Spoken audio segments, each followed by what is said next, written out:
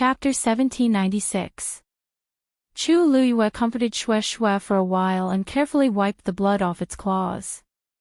She also promised that she would definitely get back at it in the future.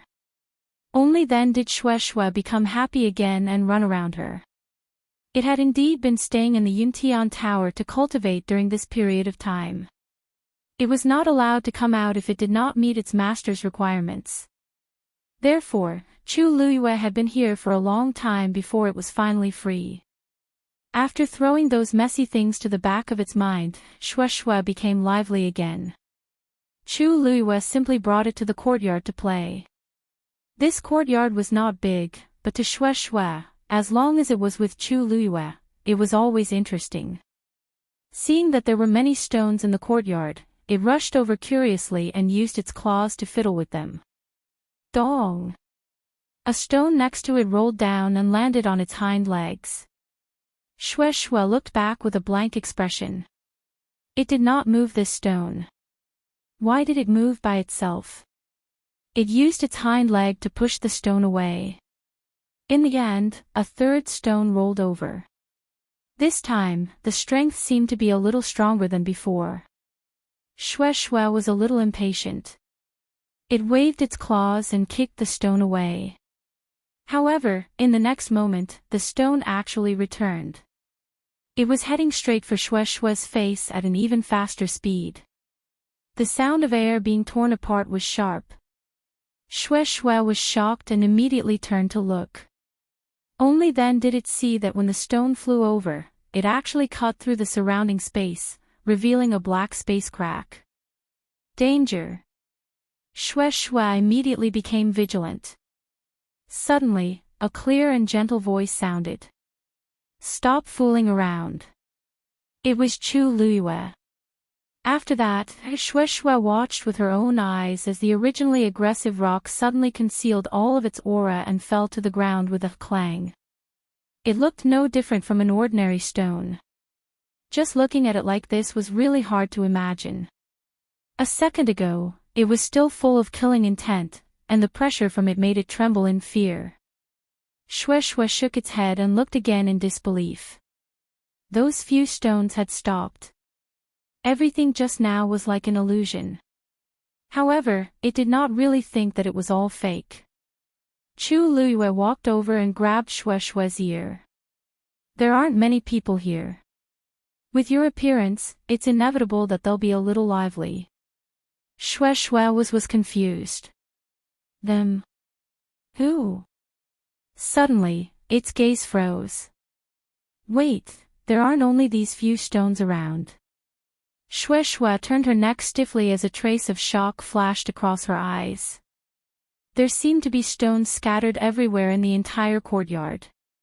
Moreover, it was very similar to the one that wanted to attack. Xue Xue instantly understood something as it looked up at Chu Luyue. Chu Luyue's lips curled. Xue Xue was smart, she did not intend to hide. If you feel bored, you can ask Tuanzi to practice with you. Xue Xue thought Xue's. Xue's. Recently, she vaguely felt that her body seemed to have changed a little, so she spent most of her time sorting out the meridians in her body. Besides, what was the point of fighting with Xue Xue? Presently, the number one enemy in her heart was Zichen. She could clearly sense that Zichen's strength had now faintly surpassed her own. She had to open her fifth meridian to have a chance of winning. Thinking of this, Tuanzi was full of energy and continued to practice. Chu Luyue did not know whether to laugh or cry. In fact, Dumpling's talent and strength could already be considered the best of the best. After all, in the entire Crimson Gold Sky Phoenix clan, she was the only one who had opened her fourth meridian at such a young age. Originally, she was sure to win against Zichen. However, Zichen's luck was also heaven-defying. He was connected to Mao Zhen's qi and could be considered a real cheat. Even if he did not cultivate, as Mao Zhen's strength increased, his combat strength would also increase. Even Chu Luyue was envious of this kind of luck. If Dumpling wanted to win against him, it was equivalent to winning against Mao Jin. It was no wonder that she had been cultivating so diligently recently. By the way, have you told clan leader Yi Zhao and the others about what happened on Divine Dragon Island? Dumpling responded. Yes. She had the inheritance of her ancestors, so she could easily contact Yi Zhao and the others. As soon as they came out of Divine Dragon Island, Chu Luiyue reminded her to tell clan leader Yi Zhao and the others about what happened. Dumpling was a crimson gold sky phoenix and the young master of the clan. It was indeed a big deal for her to go to Divine Dragon Island directly. Instead of hearing random rumors from other places, clan leader Yi Zhao and the others might as well take the initiative to tell them. It would make them feel more at ease. I hope clan leader Yi Zhao and the others won't be angry. Chu Luiyue rubbed the space between his eyebrows. Tuanzi laughed loudly and said in a crisp voice, "Ah, don't worry. Aren't we all fine and dandy? Why would Grandpa clan leader be angry?" Chu Luiyue coughed and thought of Yi Zhao and the others looking at Dumpling with doting eyes. She felt even more guilty. She had promised to take good care of Dumpling before, but after leaving Phoenix Godly Mountain, she had been in constant trouble. First, it was the God-slaying tomb, then Divine Dragon Island. Fortunately, Dumpling was fine. Otherwise, Chu Luiyue really didn't know how to face clan leader Yi Zhao and the others in the future. When the wedding is over, I'll bring you back to Phoenix Godly Mountain to take a look. Although this trip didn't take too long, many things had happened in between. It was reasonable for him to go back and greet them. It could also be considered as a way of comforting them. Fortunately, the great Phoenix Dragon Clan's clan leader was Mao Jin now, so she didn't care so much about Dumpling. Otherwise, the problem would be more difficult to solve. Okay. Dumpling didn't think too much about it. When she heard that she could go back, she immediately won happily. A familiar voice sounded. Chu Luiyue looked up. "Master, why are you here?" she asked as she walked over. Nan Suwai waved his hand. "I have nothing to do, so I wanted to come and see you." Chu Luiyue raised her eyebrows. Oh. She knew her master best. Since he was here, there must be a reason. Nan Suwai felt guilty under her gaze. He coughed a few times and finally gave in. All right. Actually, the reason why Master came over this time is because I have something to ask you. Chu Luiyue invited Nan Suwai to sit on a stone bench in the courtyard. Then, she smiled and asked unhurriedly. What do you want to ask, Master? Nan Suwai hesitated. After a long while, he raised his chin in a certain direction. Those few people, are all your subordinates. Chu Luiyue knew he was asking about Xin Yi and the others, so she nodded. That's right. Why? Did they get into trouble? Nan Suwai hurriedly waved his hand. Of course not. They don't know how to cause trouble like you. No, Master means, those few children don't look old, but their talents are not bad. Especially the youngest one, his physique seems to be quite good. Do you have any intention of letting him go to the academy? Mobile users, please browse for a better reading experience from Love Network. Chapter 1797. Chu Luiyue was stunned. She put down the cup of tea that had just reached her lips. She didn't expect her master to take a fancy to little 13. Her master's eyes were famous for being picky. Otherwise, he wouldn't have only taken her as his disciple after so many years. Being able to catch his eye was enough to prove that little 13 was indeed outstanding. Chu Luiyue thought for a while and didn't immediately agree. She asked, why did Master suddenly think of this? Have you already checked little 13's potential? Nan Suwai shook his head. Not yet. It's just that this child has been running all over the mountains these few days. Although he's young and is only a stage 6 warrior, his speed is comparable to a stage 9 warrior. Thinking about it, this child's physique should be pretty good. Originally, I did want to call him over to take a look. But since he's your disciple, I thought of asking for your opinion first. Chu Liuyue's lips curled up slightly. It's little 13's good fortune to be favored by Master. If he can really enter the academy to cultivate, it'll be a good thing for little 13. Please wait for a while, I'll call him over. She stood up and was about to call for him when she suddenly thought of something and asked, if little 13's conditions are good, does Master plan to take him as your disciple? Nan Su Hui shook his head. Of course not. It's enough for me to have you as my disciple. Besides, if he's really as good as I think, there's someone more suitable to be his master in the academy. Chu Luyue nodded in understanding. Little 13. She raised her voice slightly and shouted into the distance. Nan Su Hui was a little surprised. That child seems to be halfway up the mountain now. It's so far away, he can hear. Before he finished speaking, a thin figure of a young man quickly came from afar. He ran very fast and his movements were light and nimble. In the blink of an eye, he was already in front of Chu Luyue. Because he ran in a hurry, his forehead and the tip of his nose were covered in crystal-clear beads of sweat. A pair of pure and sincere eyes glowed with the unique youthful vigor of a young man. Chu Luyue's eyes swayed when she saw him. These few years, little 13 had really grown up.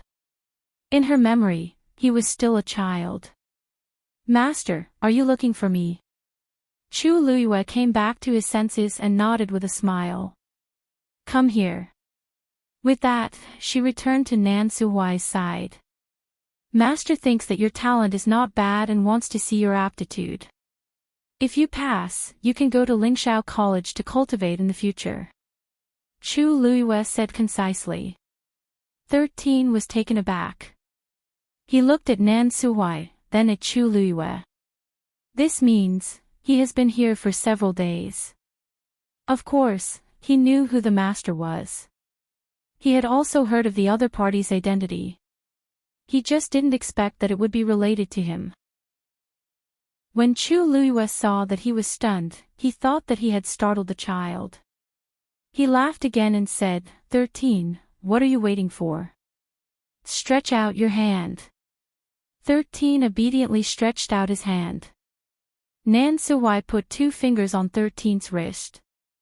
Then, he separated a strand of origin power and sent it into 13's Yuan meridian.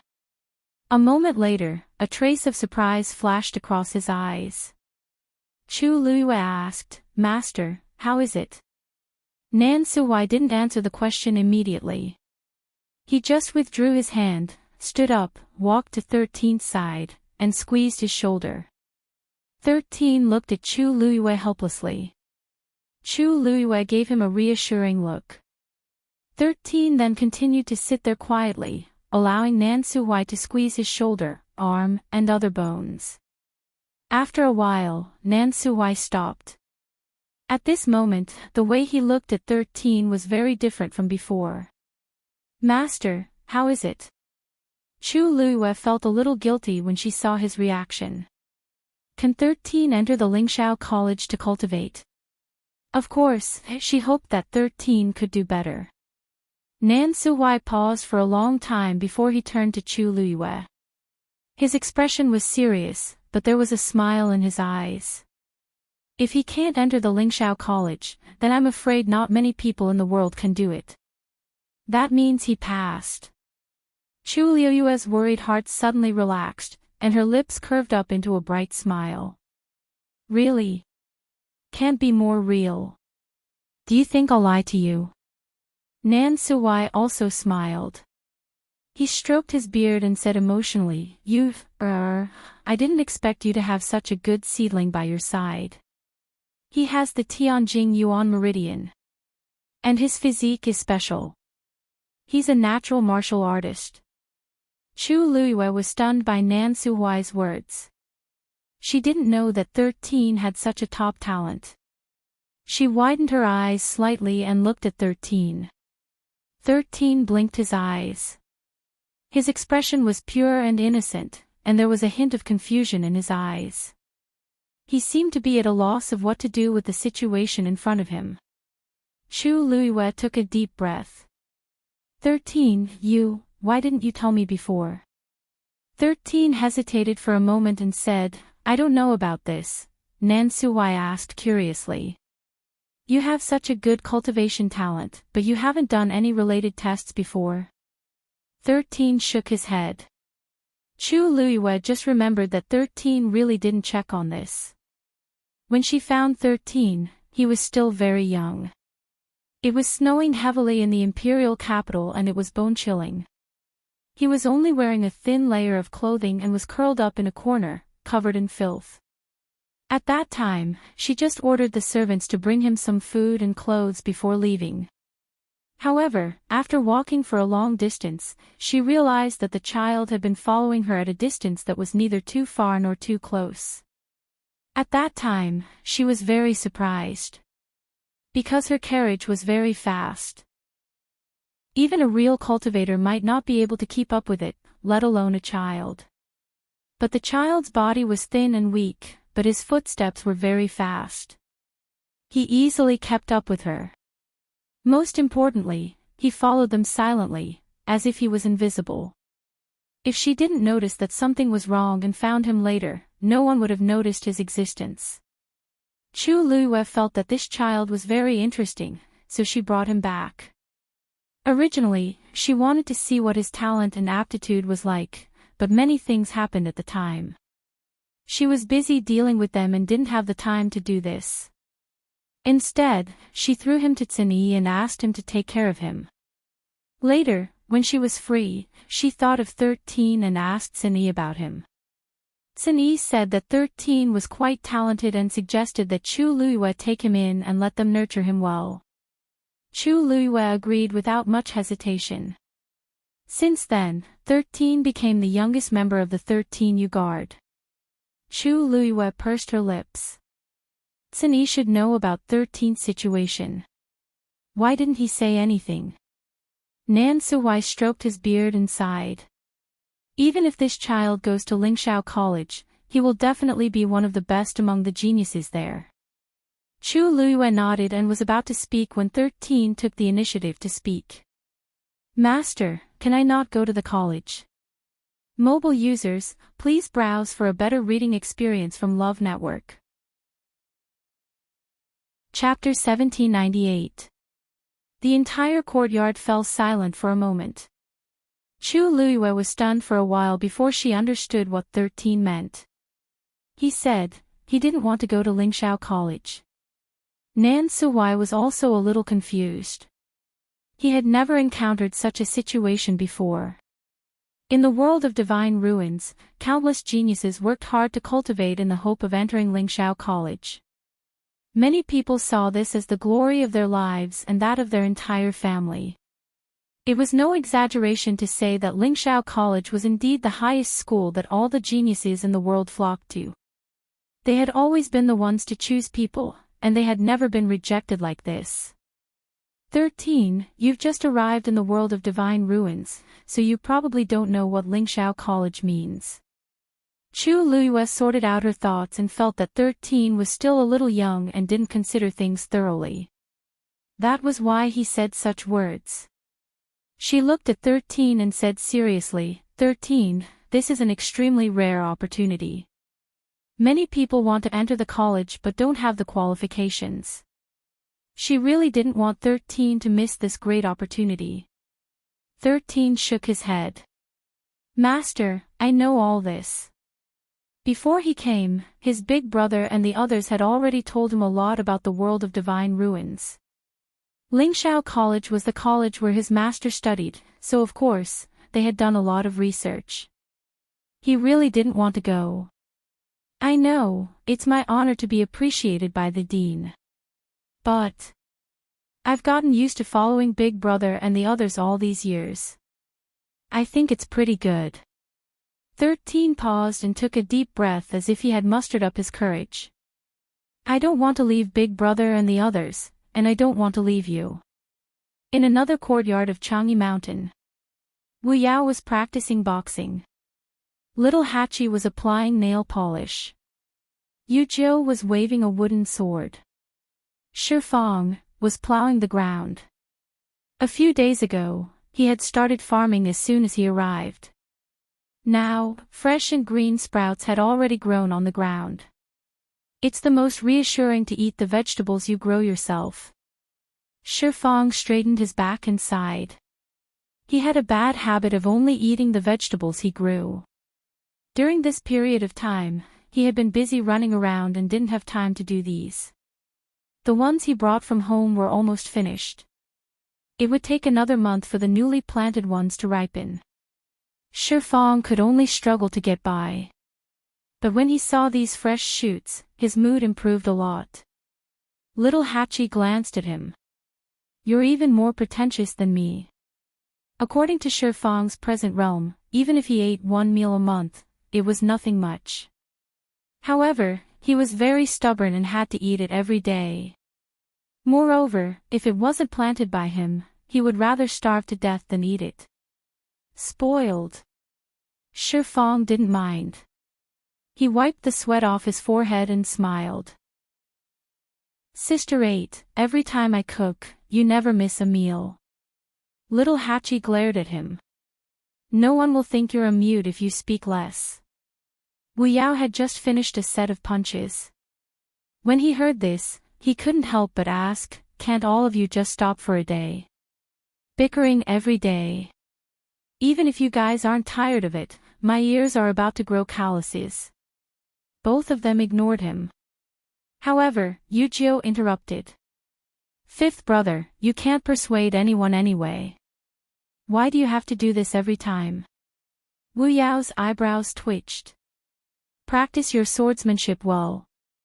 Yu Jiu didn't mind. She put away her sword and chuckled. "What a coincidence. I've also finished practicing."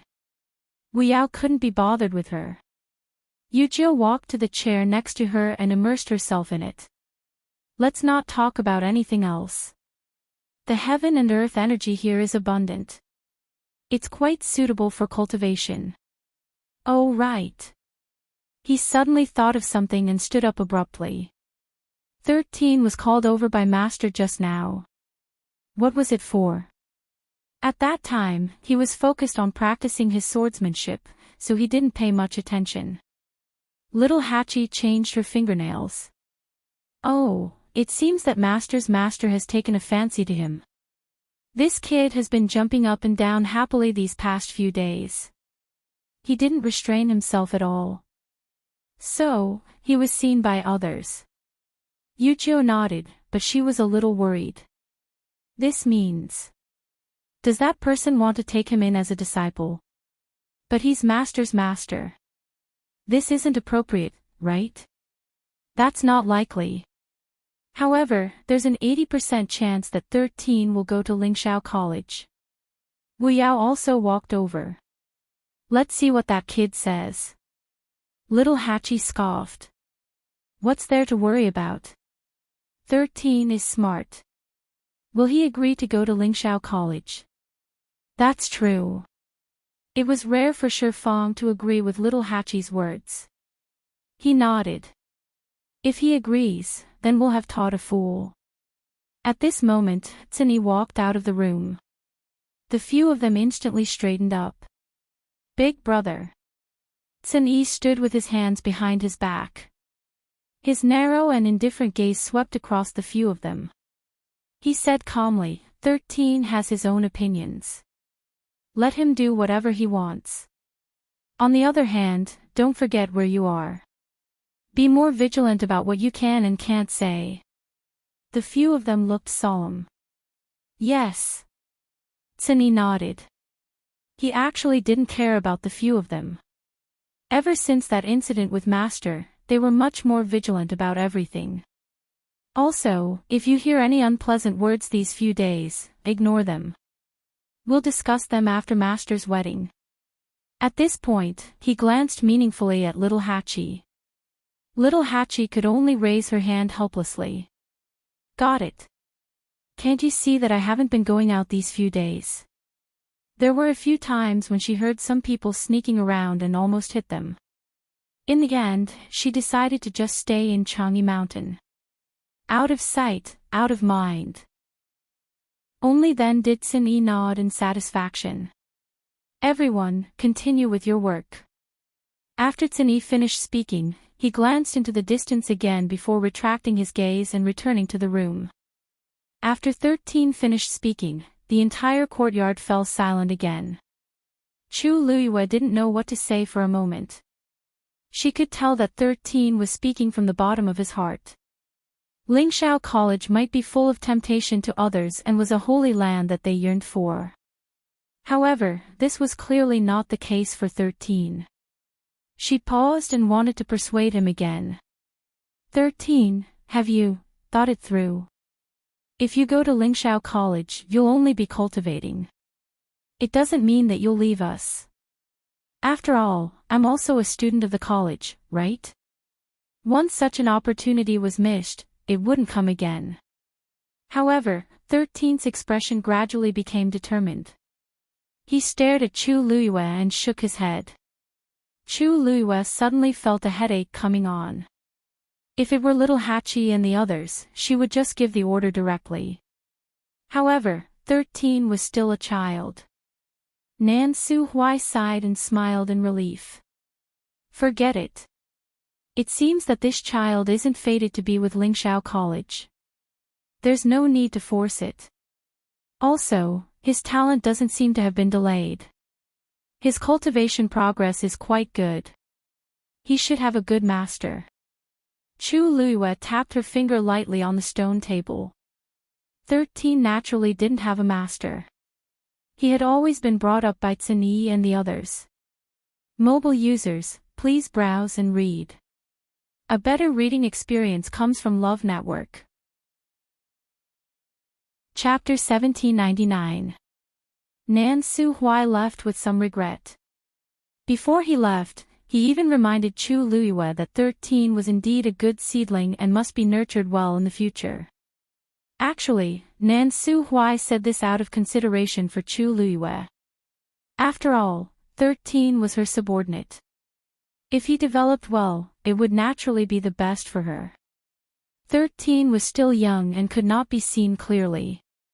Once he grew up, he would definitely not be underestimated. Chu Luiyue brought 13 and personally sent him out. When Nan Su-Hui's figure gradually disappeared into the distance, Chu Luiyue turned around and quietly looked at 13. 13 was a little nervous under her gaze and unconsciously lowered his head. Master, did I do something wrong just now? He asked nervously. Chu Luiyue looked at him. Follow me into the room. With that, she turned around and walked into the room. Shui Shui, you go back first. Shui Shui, who originally wanted to follow, looked a little disappointed when it heard this. It scratched its head and looked at her back reluctantly for a while. Oh. It would come back later. 13 hesitated for a moment, but still followed. In the room, Chu Luiyue sat calmly. 13 stood not far in front of her, his hands clenched nervously. He lowered his head slightly and looked up at Chu Luiyue from time to time. 13, you did nothing wrong. After a long silence, Chu Luiyue spoke. But this did not make 13 relax. In his memory, his master had never spoken to him with such an expression and tone. He knew what it meant when he rejected Nan Su-Hui's suggestion, so he still felt uneasy. Although Lingxiao College is a place that many people dream of going to, it does not mean that it is the same for everyone. You have your own reasons for not wanting to go. In the past, I have never forced you to do anything, and naturally, I won't now. It's just that. She paused for a moment. Her gaze was as sharp as a knife as it swept past 13. I am a little surprised that you are so talented. 13 became more and more uneasy. I'm to blame for this. I should have paid attention to it back then, but I didn't know until now. From a certain point of view, she had neglected 13. 13 hurriedly said, "No. This has nothing to do with Master. 13 should have taken the initiative to tell you." Chu Liyue smiled. "Actually, it doesn't matter now. The most important thing is that your talent hasn't been delayed." On this point, she and her master had the same view. For a cultivator to become an expert, many factors were needed. Talent was the undisputed first condition. However, this did not mean that you would definitely be able to grow if you had talent.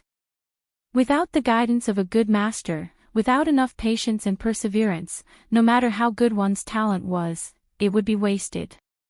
Fortunately, 13 was not delayed. Hearing her say this, 13 was finally relieved. "How does Tsinyi usually teach you?" Chu Liyue suddenly changed the topic and asked. 13 was stunned. "Big brother just gave me a few books and told me to comprehend them myself. Then, he told me to run. Big brother said that when I can run faster than him, I'll be able to help you." The corner of Chu Liyue's mouth twitched. "Did Tsinyi really tell you that?" 13 nodded honestly. Chu Liyue cursed inwardly. Tsinyi was indeed as cunning as before. He even lied to a child. What realm was he at? What realm was 13 at? Who knew how much effort and time it would take for 13 to catch up to him? She asked him to take good care of 13, but he just painted a big picture for the child to see. Chu Liyue rubbed her glabella. 13 continued. "Also, during those few years, Big Brother wasn't around. I've been following 5th brother and 10th brother." Chu Liyue suddenly recalled that Tsinyi and Shijing had indeed stayed in Dahuang Swamp for a long time in order to help her guard the 9-colored heavenly pheasant.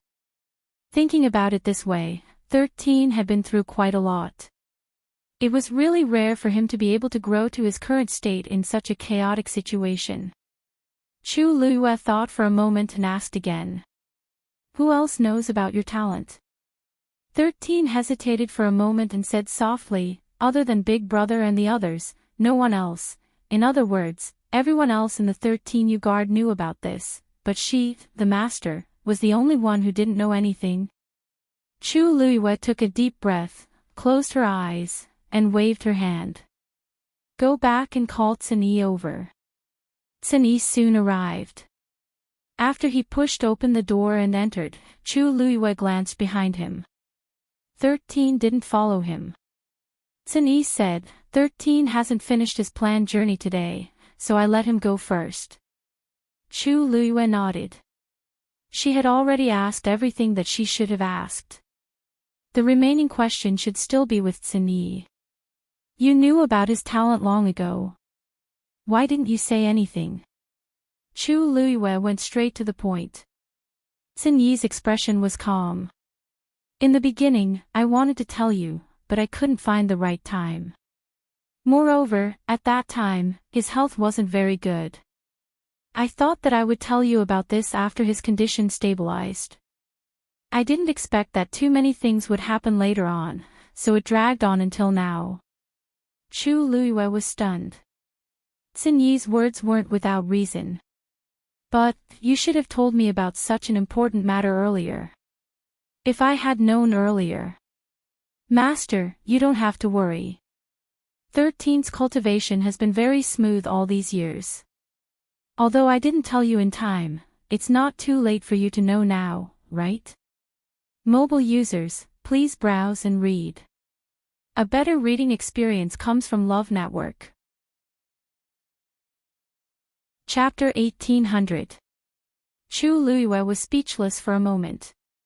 She leaned against the back of the chair, her eyes drooping as she fell into deep thought. After a while, she smiled helplessly.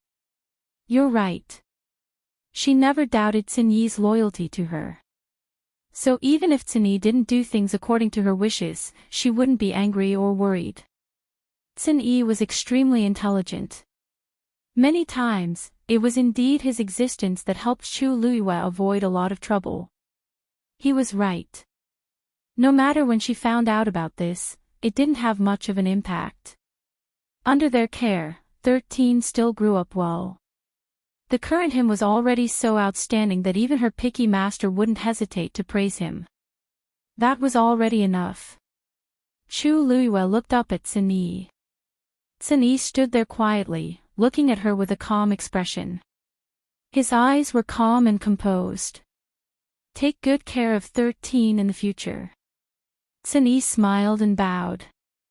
Yes. Time quickly came to the day before the wedding. According to the rules, the two who were about to get married couldn't meet each other on this day. 36 respected Elder Ming came over with his men. His Highness the Saint ordered several embroiderers to rush through the night to make this. It took a full 3 months before it was finally completed. 36 respected Elder Ming put down the meticulously carved agarwood box and looked at Chu Luiyue lovingly. Does your Highness want to open it to take a look? Chu Luiyue seemed to feel something surging in her heart. She gently brushed her hand over the box and shook her head. Rong Xiao naturally gave me the best. This thing was so precious that she didn't even dare to open the box to take a closer look. Logically speaking, the bride's mother should be in charge of the wedding dress. But her mother had already passed away and couldn't do so. Rong Xiao helped her with all these things and didn't make things difficult for her at all. So much time had passed in the blink of an eye since they had pledged their love to each other. Chu Luiyue suddenly felt very emotional. The outside was already bustling with noise and excitement. There were lanterns and colored banners everywhere, and the atmosphere was jubilant. The entire Yuntian Tower seemed to be immersed in a sea of joy. He had prepared this grand celebration for her.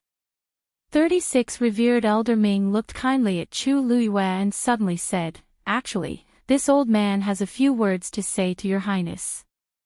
Is it convenient for Princess Consort?" Chu Luiyue came back to her senses and smiled. "Respected Elder, you're treating me like an outsider by calling me that. Just call me you, 36 respected Elder Ming's gaze became even gentler. Good. In the future, he would still address her as such in private. Seeing that Chu Luiyue had agreed, he waved his hand and dismissed his entourage. Soon, only the two of them were left in the room. Chu Luiyue knew that what he was going to say had something to do with Rong Xiao. Please take a seat. If you have anything to say, just say it. You will listen. 36 respected Elder Ming nodded, walked to the window, and sat down. You come and sit too. Chu Luiyue walked over and sat opposite 36 respected Elder Ming. 36 respected Elder Ming carefully sized up the girl in front of him. She was extremely beautiful and devastatingly beautiful. Her eyes were as bright as the galaxy. They were pure and sincere, and there was a rare calmness. Such a girl should be the most compatible with him. Actually, this old man didn't like you very much at the beginning. 36 respected Elder Ming smiled and threw out these words. Chu Luiyue's gaze was calm. She knew that 36 respected Elder Ming wanted to say more than this. 36 respected Elder Ming blinked when he saw that she was so calm. Why do you look like you're not worried at all? Chu Luiyue's lips curled up slightly. You also said that it was at the beginning. If you still don't like me now, you wouldn't be telling me all this here, right? This girl is too smart. It's indeed not easy to fool her. 36 respected Elder Ming suddenly felt defeated. These two, one was harder to deal with than the other. However, he quickly adjusted his emotions and narrowed his eyes, as if he was recalling something. You should know a little about Her Highness' background. Chu Luiyue nodded. Back then, her mother went out to train and accidentally met that man. She fell deeply in love with him. She knew that the people in the clan would definitely object to her finding a man with such a lowly background, so she privately pledged her life to him. She thought that she had found her true love, but she didn't know that the man was Emperor Yao Qin, and he already had a harem of 3,000. Since then, she was disheartened, and her health deteriorated day by day. In the end, before she died, she exhausted all her strength and hid Her Highness' identity. She thought that this would be foolproof, but she didn't expect that the people in the clan never gave up looking for her. Although she was gone, they still found Her Highness very quickly. At that time, everyone in the Yuntian Tower hated this matter to the core. They even felt ashamed of Her Highness' existence and planned to directly execute Her Highness. Fortunately, Her Highness summoned the infinite divine dial and displayed the most powerful bloodline power in the Yuntian Tower in the past 1,000 years. From then on, no one in the Yuntian Tower mentioned killing Her Highness anymore. At this point, 36 respected Elder Ming's face revealed a trace of gratification, but it was quickly replaced by pity. However, this was only the beginning. Her Highness came from a special background and had no foundation. For a long time, she was bullied in the Yuntian Tower. Although I could help her, I couldn't go too far. Otherwise, it would only attract more jealousy and hatred. Time passed day by day, and she gradually grew up. I don't know when it started, but she became cold, bloodthirsty, and crazy. That's when his nickname, God of Slaughter, came into being. 36 respected Elder Ming let out a long sigh. Although her strength increased day by day, her temperament seemed to become colder and colder. Sometimes, it even made people wonder if she had already cut off all her emotions and desires and became a puppet that only knew how to kill. Chu Liuyue's heart also moved slightly. Although she had some understanding of these matters before, today was the first time she had heard a complete description. Even though many years had passed, and even Rongxiu himself mentioned it, she didn't care much. When she heard it, her heart still throbbed with pain. At this point, 36 respected Elder Ming looked at Chu Liyue. Fortunately, Her Highness met you later. Chu Liyue pointed at herself. Me? Yes, you. 36 respected Elder Ming seemed to have sunk into a distant memory. I remember that a few years ago, Her Highness went out to train alone and didn't return for a long time. When I heard news of Her Highness again, she was already a student of Lingxiao College. Mobile users, please browse and read. A better reading experience comes from Love Network. Chapter 1801. Chu Liuyue's heart skipped a beat. She and Rongxiu had indeed met before going to Lingxiao College. At that time, she had just finished her training in the Dahuang Swamp and came to the Divine Ruins world by chance. In the end, she met Rongxiu directly. At that time, the two of them were being hunted down. In a moment of desperation, they chose to join forces. After a while, they got to know each other. After that, she said that she wanted to go to Lingxiao College to cultivate. Rongxiu agreed almost without hesitation. Chu Liyue subconsciously thought that Rongxiu was like her, going to Lingxiao College. After all, although she was not familiar with the Divine Ruins world at that time, she had stayed in the Dahuang Swamp for so long and heard a lot of relevant things. Lingxiao College was the top college in the Divine Ruins world. Who wouldn't yearn for it? Actually, at that time, the people at Yuntian Tower didn't know of your existence. They only thought that His Highness wanted to go to the college to cultivate. It wasn't until later when His Highness said that he wanted to return to Yaoqin that I realized that something was wrong. At this point, 36 respected Elder Ming paused for a moment. You should know that His Highness doesn't have any feelings for Yaoqin. If not for a special reason, he definitely wouldn't go back. Before that, Rongxiu had always claimed that he was ill and recuperating at Mingyue Tianshan. In reality, he had only stayed at Mingyue Tianshan for a very short period of time. Most of the time, he still stayed in the Divine Ruins world. And that time, His Highness didn't return for a long time. Later on, this old man met you. At first, he only thought that His Highness was infatuated with a woman, so he was a little unhappy. But later, he realized that it was precisely because of this woman that His Highness started to become like a normal person. He had 7 emotions and 6 desires, and he was tied down and lovesick. At that time, 36 respected Elder Ming thought that this woman was definitely not ordinary. It wasn't until later that he finally had the opportunity to meet Chu Luiyue. At first sight, he fell in love with this girl. She was intelligent, quick-witted, and pure. He had met countless people in his life, and his eyes were very sharp. After meeting Chu Luiyue, he liked him very much. That was why he gave him so many gifts. All these years, this old man has never seen Your Highness spend so much effort on anyone else. Except for you. All his joys and sorrows were probably caused by her alone. Your Highness has suffered a lot in the past and has almost no one close to you.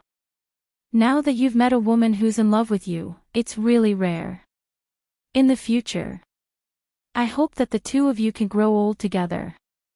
36 respected Elder Ming gently patted Chu Luiyue's hand and said solemnly. Chu Luiyue's nose tingled slightly, but a smile bloomed on his lips. All right. After 36 respected Elder Ming left, Chu Luiyue sat quietly in his room for a long time. By the time he recovered from his shock, he caught sight of the agarwood box by the side, and his heart skipped a beat. She stood up and walked over. There was no lock on the box, but there was a totem of the Yuntian Tower on the top. Chu Luiyue thought for a while, and put the universe ring in her hand on it. The totem dissipated. Chu Luiyue reached out and opened the box. What entered her eyes was a stretch of red that was as intense and elegant as flames. It was like a piece of red cloud in the evening sky that was meticulously woven. It was soft and light to the touch, and there was a faint flicker of golden light. It was gorgeous, solemn, and moving. The phoenix coronet's craftsmanship was complicated, as if it was meticulously carved by the heavens. There was a golden phoenix spreading its wings and flying, and a bright red jade bead in its mouth. It was sparkling and translucent, and the quality was excellent. The tassels on both sides hung down, adding to the beauty and gentleness. Chu Luiyue's hand gently brushed across the phoenix coronet, and a thought suddenly appeared in her mind. She was really going to marry Rongxiu. Mobile users, please browse and read. A better reading experience comes from Love Network. Chapter 1802. Chu Luiyue slept soundly that night. She even had a long dream. In her dream, most of the time, she and Rongxiu met, got to know each other, and fell in love with each other. Those scenes kept flashing in her mind. Every scene was so vivid that it seemed like it happened yesterday. At this moment, Chu Luiyue realized that she and he were more than 10,000 miles apart. But in the end, they were still together.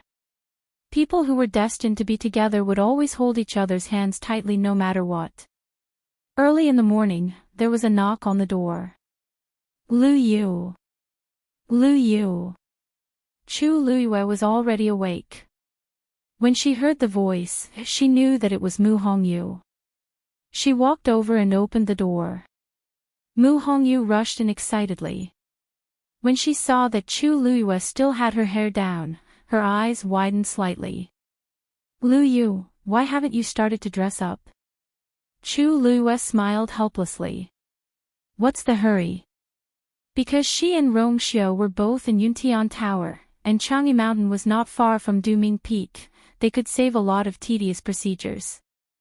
Moreover, the wedding ceremony would officially start at noon. There were still a few hours to go. Mu Hongyu thought about it and agreed. But maybe because it was her first time attending her best friend's wedding, she was very excited. Her heart was beating wildly, and she could not calm down. But you still have to prepare early. Washing up, dressing up, changing into the wedding dress. These will take a lot of time. As Mu Hongyu nagged, she forcefully pulled Chu Luiyue to the dressing table and pressed her down on the chair. Today is your wedding, Lu Yu. Of course, you have to dress up. You have to be the most beautiful bride. Mu Hongyu looked at Chu Liyue's soft hair. Her face was flushed, and her almond-shaped eyes were bright. Let me help you. After saying that, she prepared to attack. However, Mu Hongyu soon discovered a crucial problem. She didn't seem to know how to do her hair. Normally, she would tie her hair up simply, but on such a grand occasion, it was obviously not possible. Sigh. I've been studying it for a long time. She had spent a lot of time on this, but when it came to this, she realized that she wasn't skilled enough. If something went wrong, Pucci. A delicate laugh rang out, accompanied by the crisp sound of broken jade beads colliding against each other. Let me handle this matter. Chu Liyue and Mu Hongyu turned around and saw little Hachi walking over with a smile on her face. She naturally took the wooden comb from Mu Hongyu's hands. Her voice was soft and charming, almost able to make people's bones melt. Little girl, watch carefully. Mu Hongyu was stunned. The other party didn't seem to be much older than her, but her charm was too strong. Comparing the two, the difference was indeed quite big. Mu Hongyu nodded subconsciously and obediently said, "Oh." Little Hachi looked at her with a smile, then reached out and pinched Mu Hongyu's cheek. Good girl. Mu Hongyu had never been teased by a woman like this before. She immediately blushed. Chu Liyue looked at little Hachi speechlessly. She was indeed attractive to both men and women. Little Hachi looked away and stared at Chu Liyue in the mirror. Then, her lips curved into a smile. Master, don't worry. No one is more beautiful than you today. After saying that, she began to help Chu Liyue comb her hair. Little Hachi's soft and silky hair seemed to be particularly obedient in her hands. She didn't see how she did it, but her fair and delicate fingers moved back and forth, and the luxurious and beautiful hairstyle gradually took shape. Little girl, bring me the phoenix coronet. Little Hachi said gently. Mu Hongyu reacted and quickly responded. Chu Liyue pointed to the location. Mu Hongyu walked over and opened the wooden box. Soon after, she sucked in a breath of cold air. Lu Yu, this phoenix coronet, is too beautiful. She had seen many treasures and jewelry, but none of them could be compared to this phoenix coronet. There was no way to describe it in words. The moment it entered her eyes, the only feeling it gave her was, beautiful. There was even a trace of shock. Yuntian Tower was indeed a first-class family. This gift was indeed extraordinary. Mu Hongyu sighed as she carefully took out the phoenix coronet and handed it to Chu Liyue. Little Hachi glanced at it, and a satisfied smile appeared on her face. This was the only thing that was worthy of her master. She didn't hurry to help Chu Liyue put it on. Instead, she asked her to change into the wedding dress. This time, it was Mu Hongyu who carefully took out the wedding gown. After experiencing the baptism of the phoenix coronet, Mu Hongyu's mental endurance had increased a lot. After she helped Chu Liyue change, she covered her mouth and tried her best not to scream. However, her eyes, which were full of amazement, betrayed her feelings at this moment. Little Hachi raised her eyebrows proudly and began to put on Chu Liyue's makeup. She was very skillful with her hands, and this kind of thing was a piece of cake for her. Moreover, Chu Liyue was very beautiful. After a while, little Hachi looked at Chu Liyue's face with satisfaction. That's right. Of course, on the wedding day, she had to be the most beautiful. Then, little Hachi took the phoenix coronet and carefully helped Chu Liyue put it on. Mu Hongyu couldn't help but say, Lu Yu, I have never seen anyone more beautiful than you. Chu Liyue looked at herself in the mirror. Her eyebrows were slightly raised, her eyes were like stars, and her red lips were slightly red. She was dressed in a red wedding dress that was like clouds and rosy clouds. She was elegant and beautiful. For a moment, she was in a trance. Indeed, even she had never seen herself like this. At this moment, a low and pleasant voice came from outside. I have come to pick you up. Mobile users, please browse for a better reading experience from Love Network. Chapter 1803. It was a voice that she was very familiar with. Chu Luiyue suddenly came back to her senses and turned her head to look. At this time, the door was closed, but it was already lively outside. The sound of ritual music came faintly and lingered in her ears. She heard the laughter of many people. But in the noise of this world, only his voice was the clearest. He said that he had come to pick her up. Chu Luiyue stood up and walked towards the door. She put her hand on the door. It was slightly cold to the touch, but her palm was boiling hot. She took a deep breath and gently pushed the door open. Bright sunlight surged in an instant. She narrowed her eyes slightly and saw a face that could not be more familiar. She was slightly stunned. Today, Rongxiu was wearing a red robe, which was rare. A black jade belt around his waist easily outlined his waist, making his shoulders wider and his waist narrower, and his figure more slender. His face, which had always been like a banished immortal, seemed to be stained with the smoke and fire of the mortal world at this time, and was not as cold as before. Everyone was silent for a moment. Rongxiu's eyes also flashed with a touch of blazing amazement. The woman in the red wedding dress walked out from behind the door. There was a beauty, clear and graceful. She could topple a city with one look, and then a country with another. It was probably talking about such a beauty, right? In fact, many people present had seen Chu Luiyue before. She had an extremely beautiful appearance, but most of the time, she was barefaced. Now, she was wearing a phoenix coronet and a robe, which made people feel that she was a different person. There was actually such a woman in this world. When she appeared, everything around her seemed to dim. Only she was lively, bright, and extremely bright. The so-called disaster was probably nothing more than this. Or, a fairy with such an appearance should not have come to the mortal world in the first place. A year of silence. Everyone held their breaths and focused, as if they were afraid that they would disturb someone if they spoke. Chu Luiyue blinked. In an instant, it seemed that thousands of stars were surging. Rongxiu. She called out softly.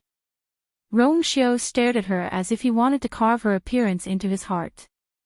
The scorching heat almost made Chu Luiyue's entire body burn. After a while, he finally reached out his hand. Chu Luiyue looked at his hand. His palm was thick and strong, and his palm was covered with a thin layer of calluses. Only she knew how warm that hand was. She reached out her hand. Almost immediately, Rongxiu held her hand tightly. It was as if he was afraid that the person in front of him would disappear in the blink of an eye. It wasn't until he confirmed the soft and delicate temperature in his hand that he finally relaxed. He suddenly leaned over and whispered in her ear. You is truly, extremely beautiful. Chu Luiyue's face was slightly hot, but there was also an indescribable steadiness and warmth in his heart. Finally. I'm beside him. Rongxiu held her hand tightly. Come with me. The wedding ceremony was held in the ethereal hall. At this moment, the ethereal hall was already filled with guests. Almost all the people from the various clans and sects in the Divine Ruins world were gathered here. They were all waiting for the two main characters of the wedding. In the innermost seats were Shengguan Jing, Shengguan Yu, Chu Ning, and 36 respected Elder Ming. When the crowd saw this, they couldn't help but discuss. Shouldn't the seats at the top be reserved for the elders of the Holy Sun and the princess consort? Why is the one sitting there 36 respected Elder Ming? I don't even recognize the few people beside him. Haven't you heard? After that commotion, the clan head of the Yuntian Tower fell into a coma a few days after returning. He hasn't woken up yet. We all know what kind of background this holy son has. Since the clan head is unconscious, the only one qualified to sit here is 36 respected Elder Ming. After all, he has been treating the holy son like a teacher and father all these years. What you said makes some sense. But the three people beside him. Where are they from? Could they be the princess consort's family? It's a long story. Do you see the one in the middle? That's the famous Shangguan Jing. A true weapon refining venerable. I heard that he's the princess consort's Taizu. And the other two seem to be the princess consort's fathers. I've heard that the princess consort of the Yuntian Tower was born in the Tianling dynasty outside the Divine Ruins world. But after a few twists and turns, she came to the Divine Ruins world with great difficulty. Since these two are her fathers, it's normal for them to sit here together. Normal. The one on the left is still alright. He's a demigod, but the one on the right is only a stage 4 warrior. It's difficult for such a person to see us normally. But now, he's sitting in front of us and is more honorable than us. This princess consort is really amazing. You can't say that. Do you see the old man beside him? That's Nan Su Huai, the dean of Lingshao College. He's the princess consort's master. It's said that he dotes on his disciple very much to the point of doting on her. Be careful not to let him hear these words. We'll get into trouble later. Someone disagreed. So what? Most of the people here today are here for the sake of the Yuntian Tower. Besides, even if they really heard it, do you think they'll make a scene with us here? For the sake of a Shangguan Yu? It's really not worth it. Nan Su slowly clenched his hands in his sleeves and glanced at the person who spoke. Shangguan Jing raised his eyes slightly and then quickly looked away. At this moment, accompanied by the music of the ceremony, the announcement was clearly heard: His Highness the Holy Sun has arrived. The Princess Consort has arrived. Mobile users, please browse for a better reading experience from the Love Network. Chapter 1804. The ethereal hall soon fell silent. Everyone raised their heads and looked toward the entrance of the hall. A perfect couple was walking over hand in hand. In an instant, all the lights seemed to have gathered on the two of them. It was bright and dazzling. They clasped their hands and walked side by side towards the main hall step by step. There seemed to be an indescribable aura that shrouded the two of them, forming a small world that isolated them from the others. That small world could only contain the two of them. It couldn't contain anyone else. Shangguan Jing and the others were invigorated, and they subconsciously straightened their backs. 36 respected Elder Ming also felt a myriad of emotions in his heart. The Holy Sun had been thinking about this matter for far too long. Now, he finally got what he wanted. He had never seen such an expression on the Holy Sun's face before. Joy, pride, and gentleness. There was also a myriad of emotions that he didn't conceal in the depths of his eyes. Everyone's gaze followed them, and there was only one person in his eyes. This scene was so beautiful that no one could bear to disturb it. Many of the people gathered in the hall had complicated expressions on their faces when they saw this scene. No one would have thought that the Holy Son of the Yuntian Tower would really marry such a princess. Of course, many of them had interacted with Chu Luiyue before, so they didn't dare to underestimate her. All kinds of gazes fell on the two of them. Rong Xiu didn't mind, and Chu Luiyue didn't mind either. They held hands tightly, as if they would never separate. Finally, the two of them stood in the middle of the hall. Bow to the heavens and earth. The ceremonial official's voice was loud and clear. This voice reverberated clearly in the hall. Rong Xiu and Chu Luiyue turned around and bowed. Chu Luiyue didn't believe in the heavens or fate. However, after meeting Rong Xiao in this life, she would rather believe that this was the heavens taking pity on her. Even though they were separated by thousands of miles, he still came before her. Despite the disparity in their statuses, he had chosen her from the very beginning. Chu Luiyue's hand lightly scratched his palm. Rong Xiao held her hand even tighter. Second, bow to your parents. He turned around and bowed again. Chu Luiyue clearly saw Taizu's tightly clenched hands, as well as his father and father's slightly red eyes. In an instant, countless images flashed before his eyes. Imperial father smiled dotingly and praised her proudly. The fire in the Tianling royal family's ancestral hall, as well as the bone-piercing pain. When he woke up again and dragged his body back to the Chu clan, the first thing he saw was his father's figure rushing over, and his father's anxious greeting. For her, he had been tossed around many places and had gone through many trials and tribulations. Even if his clothes were tattered and he was covered in wounds, he still insisted on seeing her one more time. The nervous and perturbed look in his eyes after knowing her identity. When he heard her call him Daddy, he was willing to give up everything. And along the way, the Taizu had protected him countless times. Chu Luiyue's eyes became hot, and the tip of his nose became slightly sour. Actually, she had always been loved and protected. No matter how much pain she had experienced, there was still a family that would become her warm arms. Husband and wife, bow to each other. Chu Luiyue raised her gaze slightly and looked at Rong Xiao, looking into his deep, phoenix-like eyes. She saw her figure clearly reflected in them. She saw the gentleness and love in his eyes. Her red lips curved slightly and she smiled. To be able to marry your highness in this life, I have no regrets. Rong Xiao looked at her and smiled. He enunciated each word clearly. No, it should be said that to be able to marry you, Rong Xiao, is blessed by 3 lifetimes. Digression, there's no more in the morning everyone, go to bed early.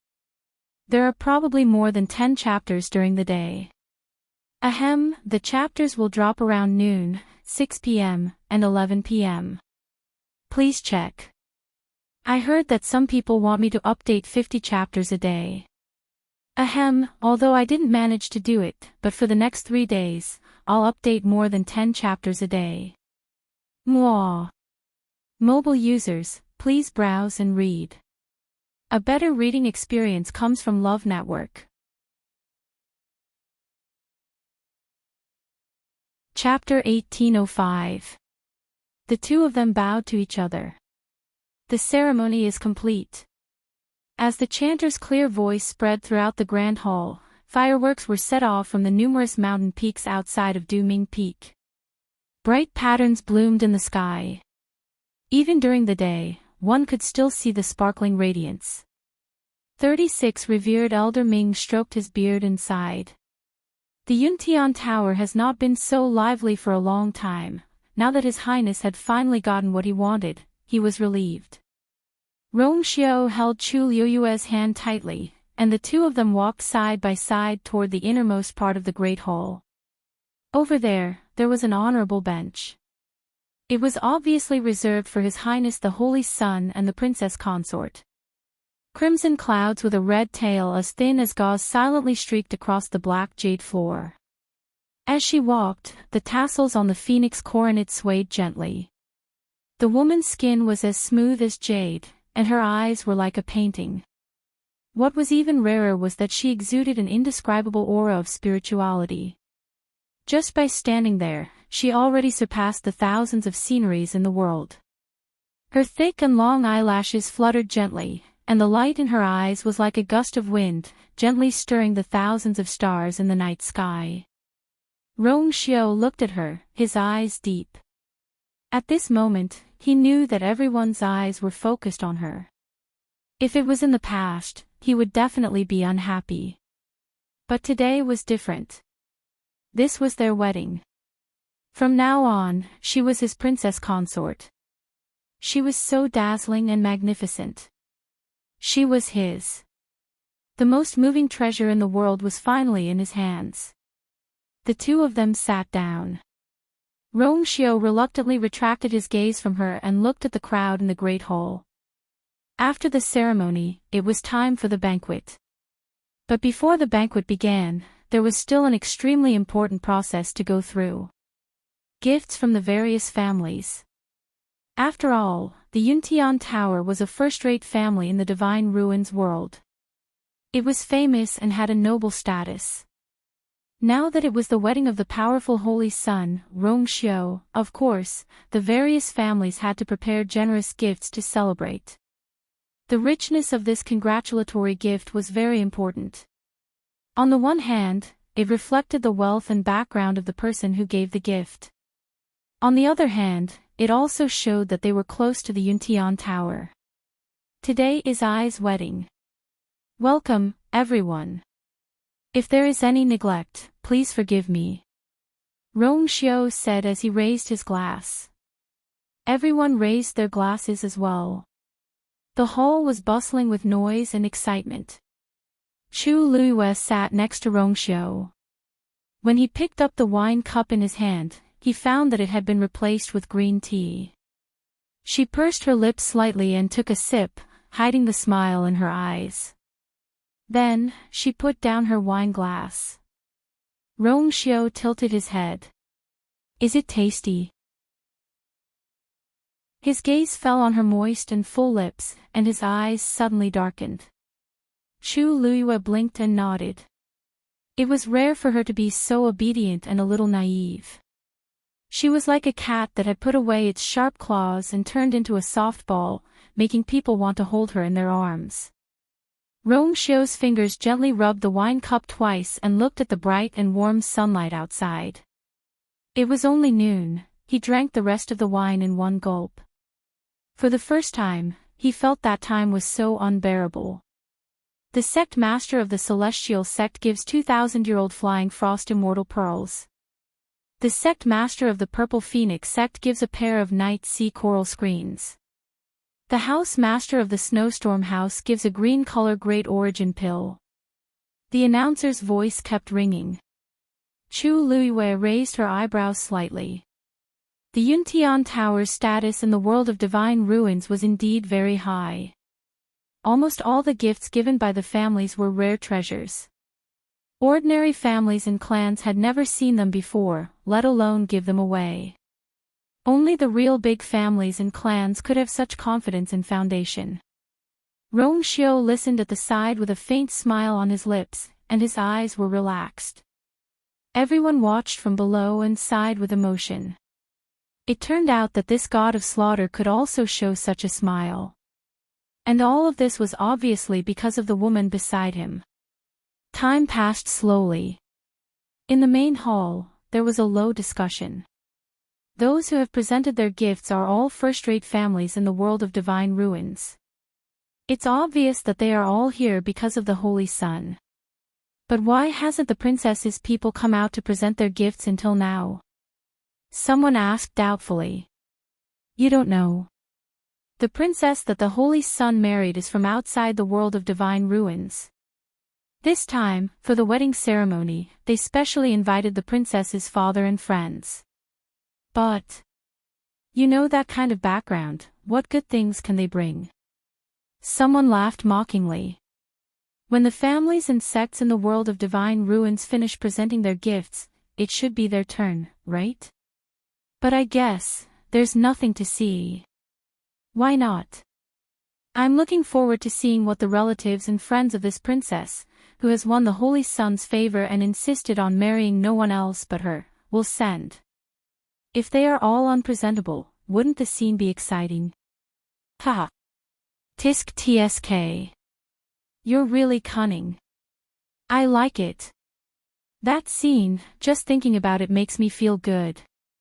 When that time comes, I'm afraid Rongxiu won't be able to hold back his face. Everyone laughed secretly. In the past few years, Rongxiu had been famous in the world of divine ruins. Some people envied and respected him, while others were jealous and resentful. There were also some who wanted to marry Yuntian Tower, but were directly rejected by Rongxiu.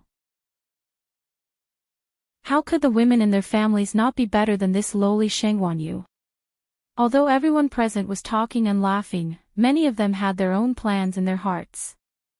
There were more than one or two people who wanted to see a joke.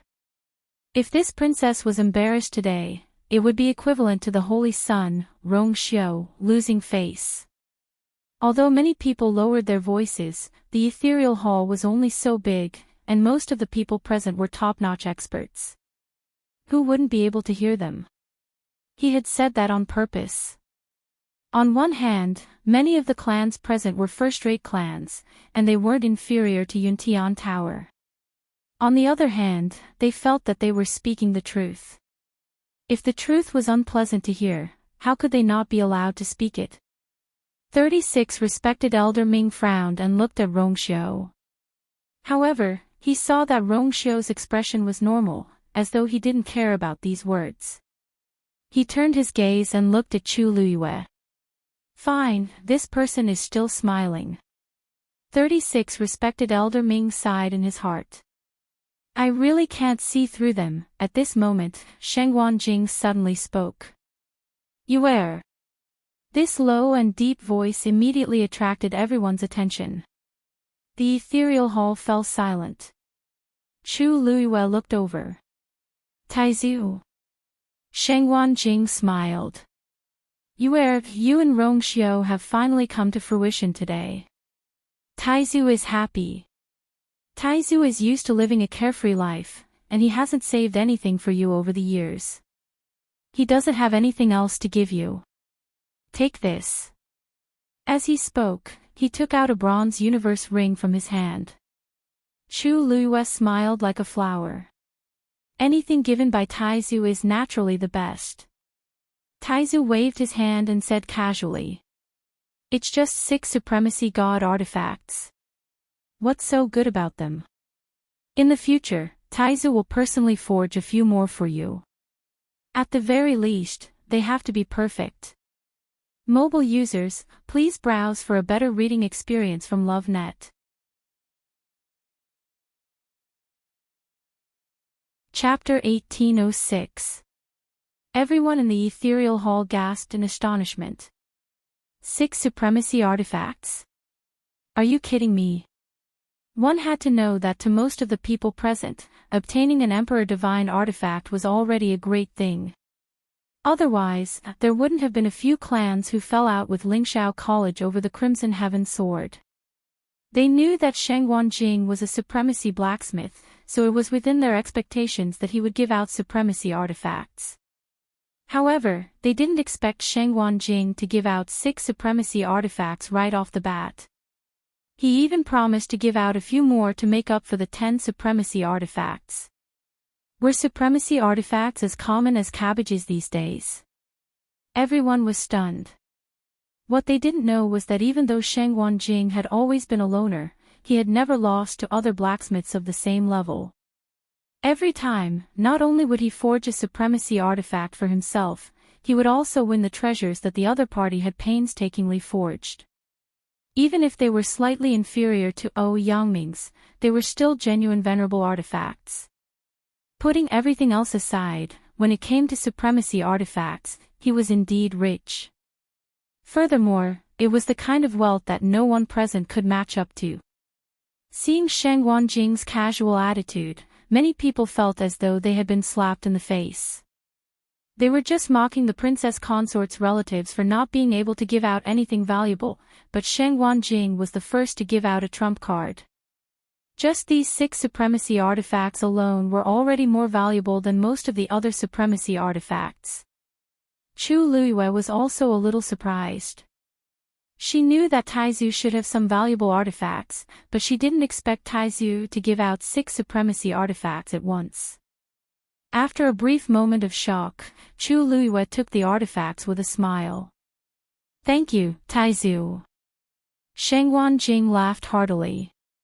It's good that you likes it. Hurry up and put it on. Chu Luyue was wearing the holy ring that Rongxiu gave her on her right hand. After pondering for a moment, she decided to put the one that Taizu gave her on her left hand. After trying it on, only her thumb fit. Looking at it now, it looked more like a thumb ring. Everyone's faces paled as they watched from below.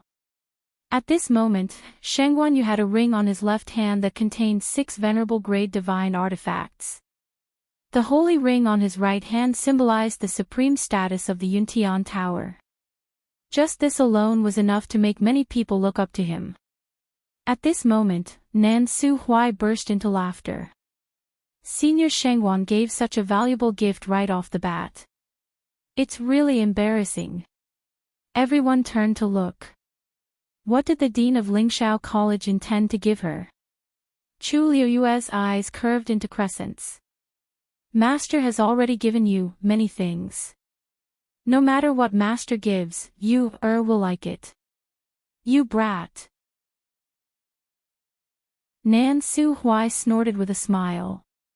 This was the truth. Previously when Yu was still in the academy, he had indeed helped her open many back doors. But now that it was her wedding, she naturally had to prepare a generous gift. Nan Su Huai took out 2 green jade tokens.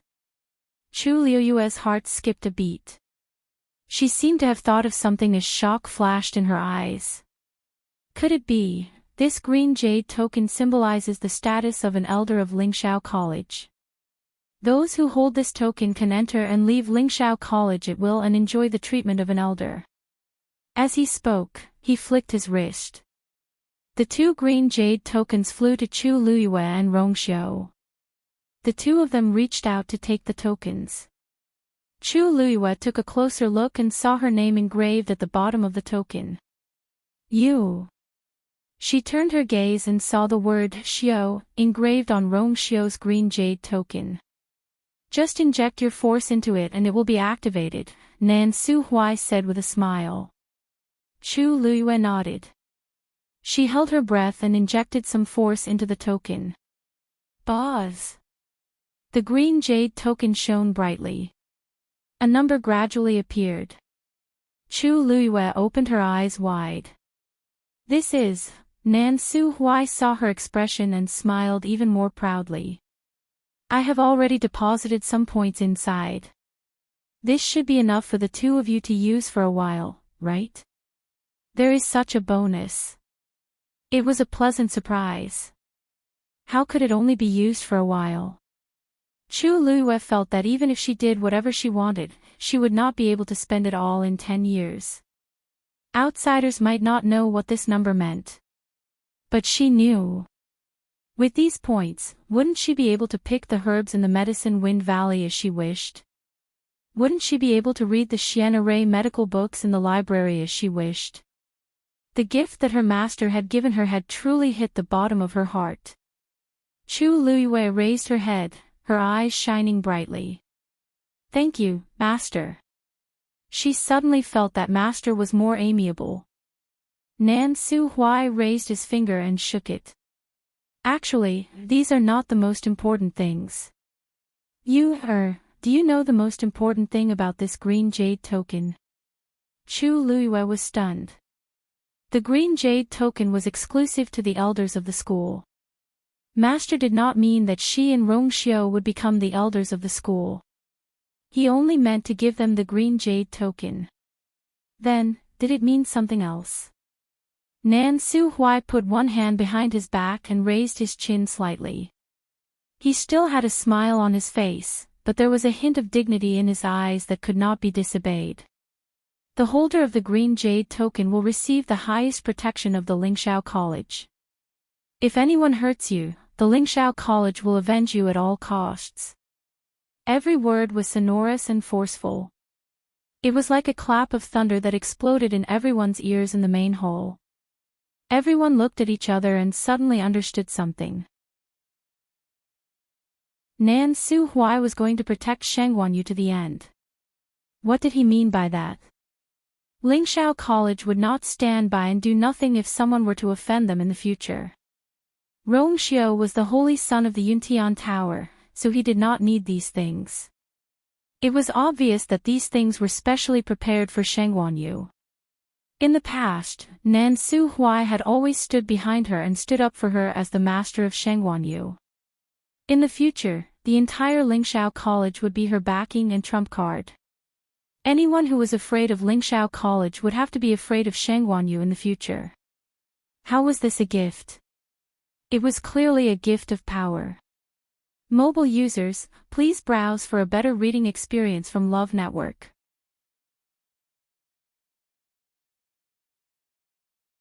Chapter 1807. Everyone in the ethereal hall was shocked before they fell into a long period of silence. How could this be? How could this be? As the school head, shouldn't Nan Suhuai do things impartially? How could he give away the entire Lingxiao College so openly just to support Shanghai Yu? Wouldn't the other elders and students of Lingxiao College object to this?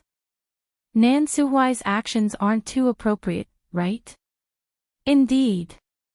Even if Shanghai Yu is his disciple, he shouldn't dote on her like this. How would the other students in the academy think of this?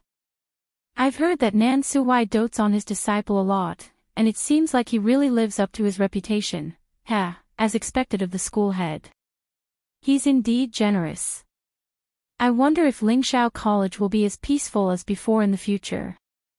All kinds of discussions sounded like a tidal wave. Even though some of them didn't say anything, it was clear that they weren't optimistic about this matter. After all, Lingxiao College wasn't a place where Nan Suhuai's family could dominate. Upon hearing those words, Nan Suhuai raised his eyebrows and smiled. You don't have to worry about this. He turned around, and even though he was smiling, his gaze was as sharp as a knife as it swept across those who spoke rudely. Everyone fell silent for a moment. However, Nan Suhuai's smile widened. Previously, when Lingxiao College was in danger, it was all thanks to you, who risked her life to turn the tide that the entire academy was saved. The verdant jade token had never been given to anyone who wasn't an elder. Today, we've made an exception and given it to Yu Er and her husband. This was a decision that all of the elders in the academy had agreed to. Why do you seem to be unhappy when our people don't have any objections? Who are you unhappy for? Why don't you think that anyone will care? Since it's a decision made by a person, it's not up to outsiders like you to comment on it. Even though Nan Suhuai didn't say those words out loud, his expression conveyed his thoughts very vividly. Many people felt embarrassed, and they quickly averted their gazes. However, Nan Suhuai didn't seem to be satisfied yet. One more thing, I'd like to remind you all that I, Nan Suhuai, have only accepted one disciple in my entire life. Everyone suddenly thought of something and looked at Nan Suhuai in disbelief. What was the meaning of this? Is he planning to pass the position of dean to Shang Wanyu? Yes. If he didn't have this intention, why would he be so protective of Shang Wanyu and even give them such a big gift? Furthermore, the other elders of Lingxiao College were all in favor of the green jade token. Could it be that they had already decided? Many people began to feel uneasy. If Shang Wanyu really became the dean of Lingxiao College, the situation would be very different. Even if she didn't have any roots in the Divine Ruins world, Lingxiao College was an absolute colossus. If she really became the principal, then her position in the entire Divine Ruins world would be greatly improved. Admittedly, some of the first-rate families were rich in resources and had many experts. They could cultivate outstanding juniors on their own. They didn't need to send their children to the Yuntian Tower, and they didn't need to worry about their relationship with the Yuntian Tower. However, this was only a small portion of the families. Most of the families and clans still hoped that their juniors could enter Lingxiao College to cultivate and become experts. Then, didn't this mean that they would have to treat Shang Wanyu with respect in the future? Many people had complicated expressions on their faces when they realized this. In fact, many of them didn't think highly of Shang Wanyu in the past.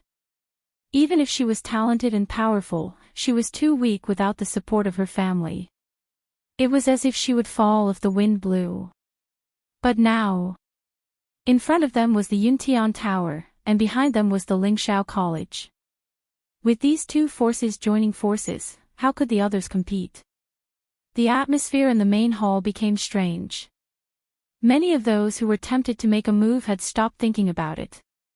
Nan Su Hui revealed a satisfied expression. This was the effect he wanted. They wanted to bully you, Dream on. Both of you have given us such a big gift. Our gift is a little inferior. Shangguan Yu said with a smile. Although he said that, his expression was magnanimous and natural, which made people feel as if they were bathing in the spring breeze. His temperament alone was better than many of the so-called nobles in the hall. Rong Xiao said with a smile.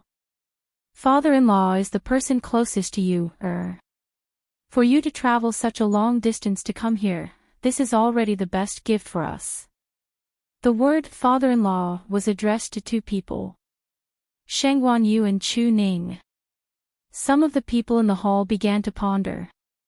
Just by looking at Rong Xiao's attitude towards the two of them, one could tell that he valued Yu a lot.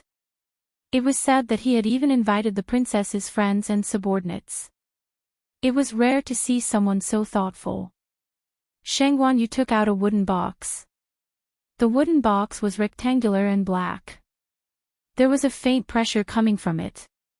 It was obvious that there was a Xian formation seal on the outside. Chu Luiyue felt a familiar wave of energy and widened his eyes in surprise. Father, this is, open it and take a look. Shangguan Yu urged with a smile. Chu Luiyue took the wooden box.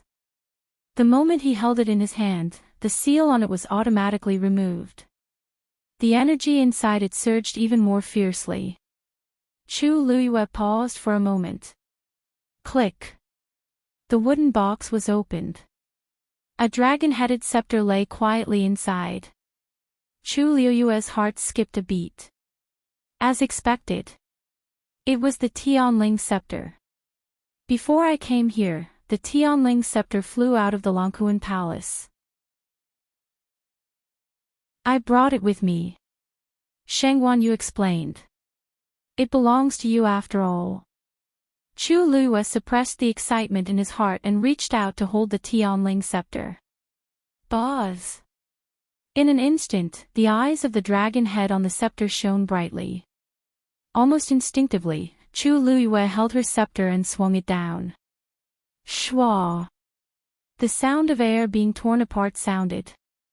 At the same time, an incomparably powerful aura descended upon the entire ethereal whole.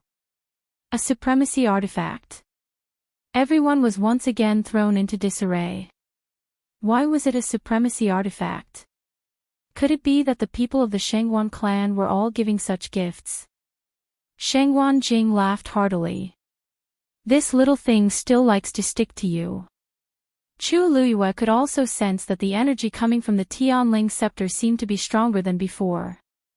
She had never noticed that it was a supremacy artifact before. As if seeing through her thoughts, Shangguan Jing explained. This Tianling scepter is indeed a supremacy artifact that I forged a long time ago, but it's a little different from ordinary supremacy artifacts. The stronger the wielder is, the stronger the power it can unleash. In the past, your cultivation wasn't high enough, so the power you could sense and wield was limited. However, now that your cultivation has increased significantly, it's only natural that the power it wields is different. Mobile users, please browse for a better reading experience from the Love Network.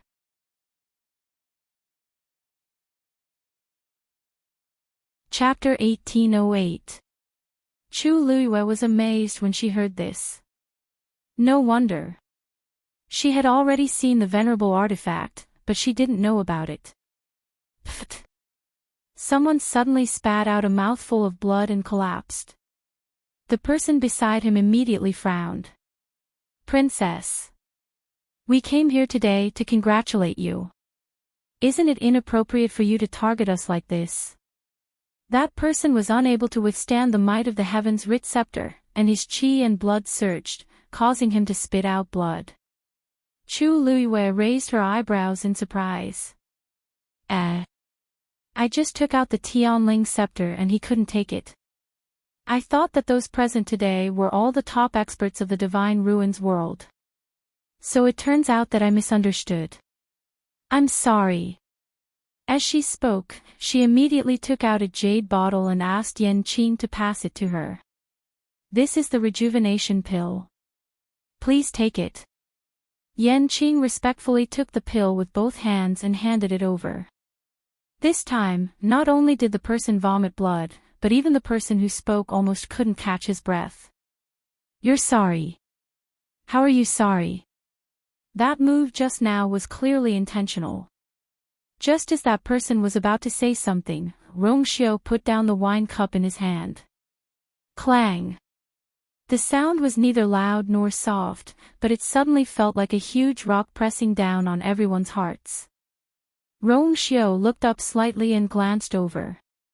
His eyes were extremely calm.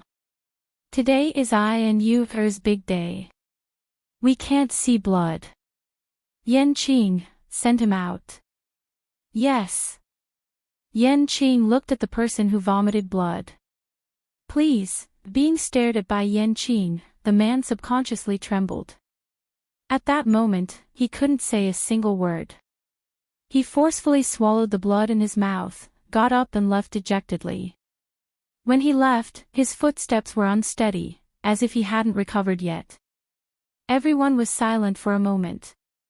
This couple really had a tacit understanding. They thought that after listening to what they said, they wouldn't really make a scene here today. Who would have known that Shang Wanyu would seek revenge for the smallest grievance? He had openly attacked her in front of so many people. But Rongxiu just let it be. It could only be said that the person who was beaten up was really unlucky. However, this act of killing the chicken to warn the monkey also caused everyone present to become vigilant. These two, he was not someone to be trifled with. Chu Luiyue raised his eyebrows. Only then did he put away the heaven-writ scepter, and his lips curled into an extremely faint arc. It's not bad. Time is short. Father doesn't have anything good to give you. A few days ago, I asked Senior Shengwan to help me refine a pendant. I'll give it to you.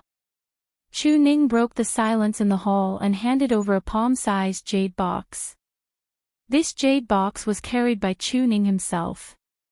Back in Yao Qin, this jade box was considered excellent. However, in the eyes of these people today, it was extremely ordinary. In fact, it could even be said to be somewhat crude. Everyone heaved a sigh of relief. Finally, a normal one. This was the grade that they should give out. Chu Luiyue didn't care about this. He took the jade box with both hands and opened it. A small green jade gourd was strung together with a red string. There was a faint trace of red inside the jade gourd. She picked up the small jade gourd. Countless gazes fell on it. Someone couldn't help but chuckle. What is this? It was fine if the jade box's material was inferior.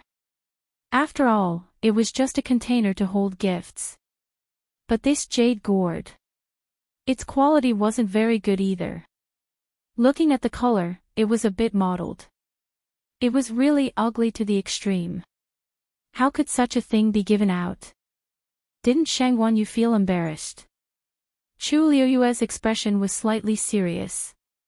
He stared at the jade gourd for a long time before asking, "Father, what's inside?" "That's Chu Ning's blood." Shang Wanjing suddenly spoke. Everyone didn't know whether to laugh or cry. Blood? So that Chu Ning asked Shang Wanjing for help and put his blood in that jade gourd. That's too old-fashioned. What's the point?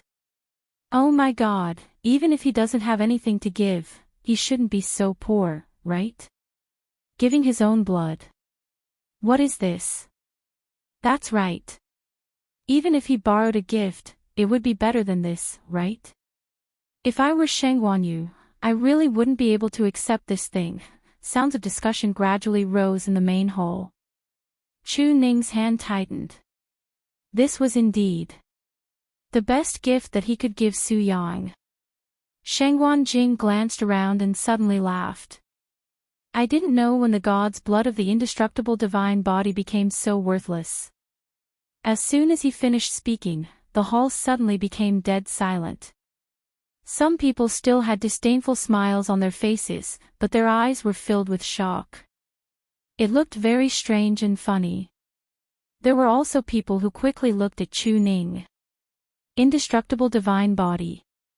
Chu Ning has the indestructible divine body. That's one of the rarest divine bodies in the world. He's only a stage 4 warrior. No, that's not right. Rumor has it that when he came to the Yuntian Tower half a month ago, he was only a stage 1 warrior. In such a short period of time, he actually broke through 3 stages in a row. The indestructible divine body has an extremely strong vitality. As long as there's a breath left, it can quickly recover and have a higher combat power. Chu Ning refined the god's blood and merged it into the jade gourd. Wear it and you can contact him at any time. If you encounter any trouble, just call him directly. If it's really dangerous, break the jade gourd, and the god's blood will help you recover. Although it could only be used once, it was equivalent to having half an extra life. Chu Ning's current realm is not high, and the power of the god's blood is also relatively thin. During this period of time, in order to refine this drop of blood, he suffered a lot. Chu Ning quickly shook his head. No, Senior Shangguan is exaggerating. Daddy doesn't have anything to give you. I just hope that you will be safe. Chu Liuyue's nose twitched, but his lips bloomed into a smile. Thank you, Daddy. He didn't have any rare treasures, only love and passion. He didn't hesitate to give it to her. She was so lucky. Daddy, your gift is no worse than anyone else's. Everyone was silent. Needless to say, the indestructible divine body's god's blood. They didn't even think about it. Shangguan Yu directly had it. Who didn't want to have half an extra life? Even a seemingly lowly existence like Chu Ning could actually give away such a heaven-defying treasure. What kind of luck did Shangguan Yu have? At this moment, an announcement came from outside. The Crimson Gold Sky Phoenix Clan's clan leader, Yi Zhao, has arrived. Everyone turned around in shock. Yi Zhao. The Crimson Gold Sky Phoenix Clan's clan leader. Why is he here? Under everyone's gaze, a tall and sturdy figure appeared outside the door. The moment he appeared, a powerful and vast aura was emitted from his body. It was so oppressive that everyone couldn't breathe. Everyone subconsciously held their breaths. Yi Zhao, to them, he was also a legendary figure. Someone muttered in a low voice. Yi Zhao actually came. Is he here to cause trouble for Shangguan Yu? Digression, continue at 6 p.m. Mobile users, please browse for a better reading experience from Love Network.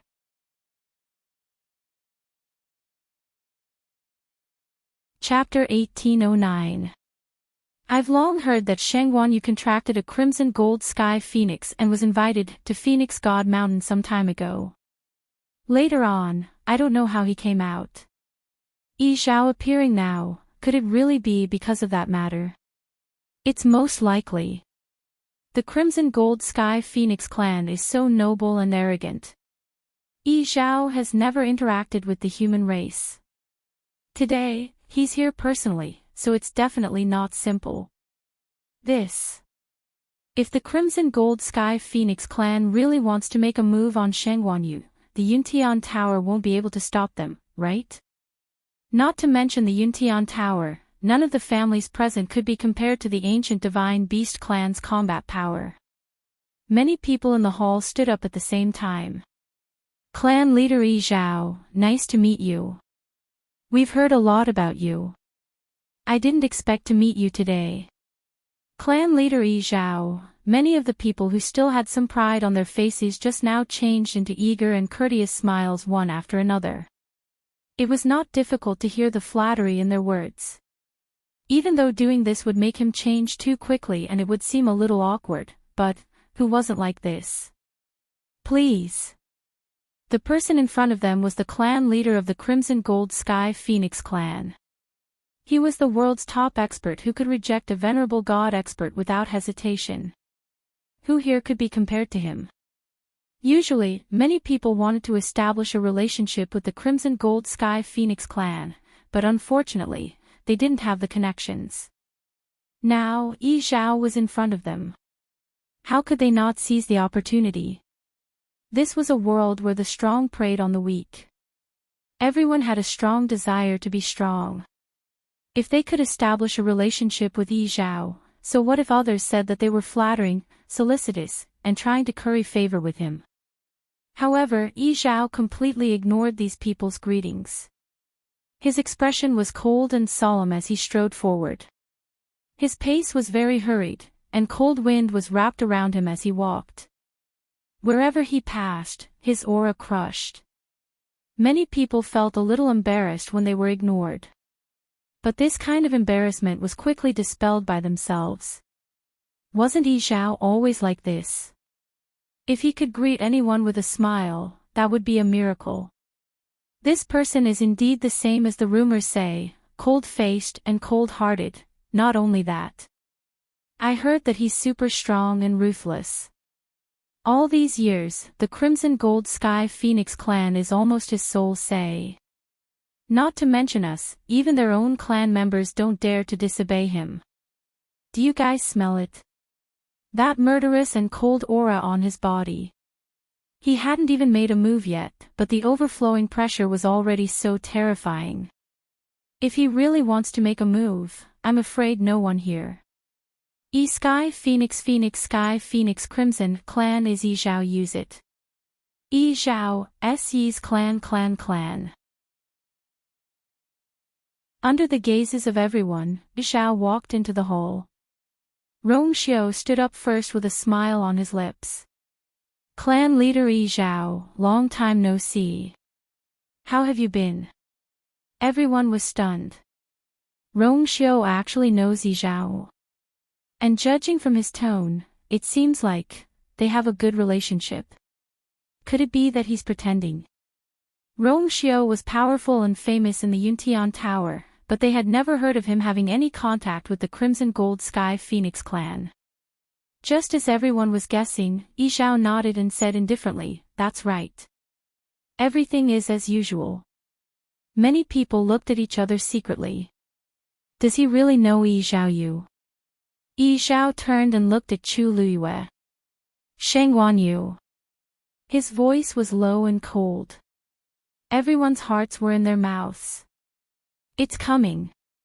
It's about to start. This time, even if the Yuntian Tower and Lingxiao College joined forces, they wouldn't be able to protect her. Congratulations to the two of you on your wedding. I received the news a little late, so I came a little late. Am I late? Yi Zhao asked. Almost everyone's expression froze at this moment. What did Yi Zhao say? Not only did he not reprimand Shangguan Yu, he even congratulated them on their wedding. The air in the hall seemed to have stopped flowing. All the noise suddenly disappeared, leaving only a suffocating silence. Chu Luyue stood up, and her eyes curved. How can this be? You came at the right time. Why didn't I hear that you were coming? We didn't make any preparations. Sorry for the delay. Rong Xiu had already ordered someone to prepare a seat for him. His seat was naturally the innermost, closest to the two of them. Of course, he was the VIP of the VIPs. Even if he sat at the top, no one would have any objections. While everyone was still in a daze, they saw a little girl suddenly appear in front of Chu Luyue. The little girl looked to be no more than 3 or 4 years old. She was wearing a reddish-gold lotus leaf dress, and her hair was tied up in 2 round buns with golden bells. Her small face was fair and cute, and people couldn't help but reach out and pinch it. Chu Luyue gave her a gentle push from behind. Dumpling, go and greet Yi Zhao. Tuanzi was also very surprised. She rushed over with her chubby feet bare. Grandpa clan leader. Her laughter was as clear as silver bells, and Yi Zhao's heart melted. He almost instinctively bent down, stretched out his arms, and caught Dumpling firmly. Then, he lifted her up. She was soft and small in his arms, and there was still a faint milky fragrance on her body. Her smile was bright, and her grape-like big eyes were sparkling. A doting smile finally appeared on Yi Zhao's face that had always been cold and solemn. Dumpling, did you miss Grandpa clan leader? Dumpling nodded vigorously. Yes. Of course. Why didn't Grandpa clan leader say that he was coming? Before Yi Zhao could say anything, a smiling voice came from outside the door. Of course it's to give you a surprise. At the same time, a figure floated in. Tuanzi raised her head and looked over. Then she smiled even more happily. Grandpa Yu. Everyone present felt as if they were struck by lightning. Yu. One of the 5 great elders of the Crimson Gold Sky Phoenix clan, Yu. Yi Zhao wasn't enough, and now Yu was here too. What was he doing? Yu walked over with a smile and directly reached out to pinch Dumpling's perky nose. Dumpling, did you miss Grandpa Yu? Yes. Dumpling giggled. Elder Yu was satisfied. Yi Zhao glanced at him coldly.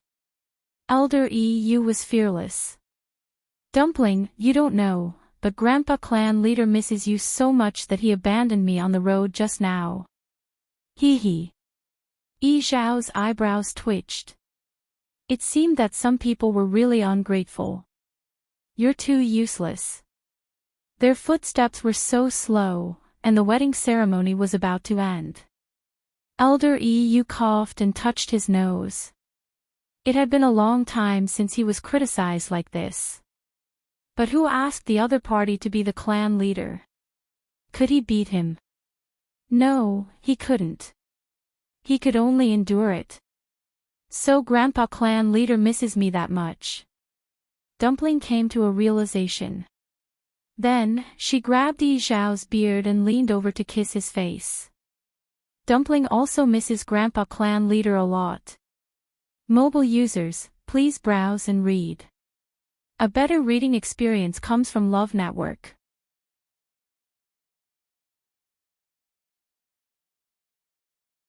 Chapter 1810. Yi Zhao's body stiffened. He was so agitated that his hands were trembling. What had he not seen in his life? Even in the face of death, his heart wouldn't beat so quickly. But this feeling was wonderful. He felt as though his entire body was soaked in a hot spring. It was warm, comfortable, and smooth. In short, there was only one word to describe it: comfortable. At this moment, he even felt that even if Dumpling wanted the stars in the sky, he would find a way to pluck them and give them to her. As long as she was happy. Elder Yu was petrified as he watched from the side. He seemed to have assisted her. He was jealous. But at this moment, the crowd in the hall wasn't just jealous. They were about to go crazy. Everything that had happened in such a short period of time contained too much information. What did that little girl called Dumpling call Yi Zhao? Grandpa clan chief. Didn't that mean that she was the Crimson Gold Sky Phoenix that had contracted with Shangguanyu? No, what happened to the agreement that she was here to cause trouble? What happened to the agreement that the bloodline of the ancient divine beasts wasn't to be sullied? What happened to the agreement that the Crimson Gold Sky Phoenix wouldn't interact with humans and draw a clear line between them? What was going on now? That little girl was clearly contracted with Shangguanyu. Otherwise, she wouldn't have suddenly appeared beside Shangguanyu. Didn't Yi Zhao care about that? And he was so affectionate toward her. Furthermore, didn't Crimson Gold Sky Phoenixes have to wait until they reached adulthood to take on a human form? That little girl clearly looked very young. Someone braced himself and asked. May I ask? Clan Chief Yi Zhao, this time, Yi Zhao finally turned his head and shot him a glance. I forgot to introduce her. This is Dumpling, the young master of our Crimson Gold Sky Phoenix clan. Dead silence. That short sentence was no different from a bolt of lightning that struck the ethereal hall. Everyone was stunned. Their expressions were fascinating. Young master, that little girl was the young master of the Crimson Gold Sky Phoenix clan. No, that wasn't the most important thing. The most important thing was that the young master of the Crimson Gold Sky Phoenix clan was Sheng Guanyu's contracted mythological beast. What did this mean? No one knew what this meant. Because such a thing had never happened before. Just a moment ago, they were still thinking that Sheng Guanyu might be targeted by Yi Zhao because of the Crimson Gold Heavenly Phoenix. In the next second, Yi Zhao dropped such a bombshell. How could anyone accept this? No, how could there be such a person? It's one thing for you to form a contract with a divine beast, but it's an ancient divine beast. Putting aside the fact that he was an ancient divine beast, he was actually a young master. Normal people wouldn't even dare to dream like that. Chu Luiyue said with a smile. Patriarch Yi Zhao, Elder Yu, please take a seat. Then, she looked at the people in the hall, and her smile became even more amiable and brilliant. Why are you all in a daze? Take a seat.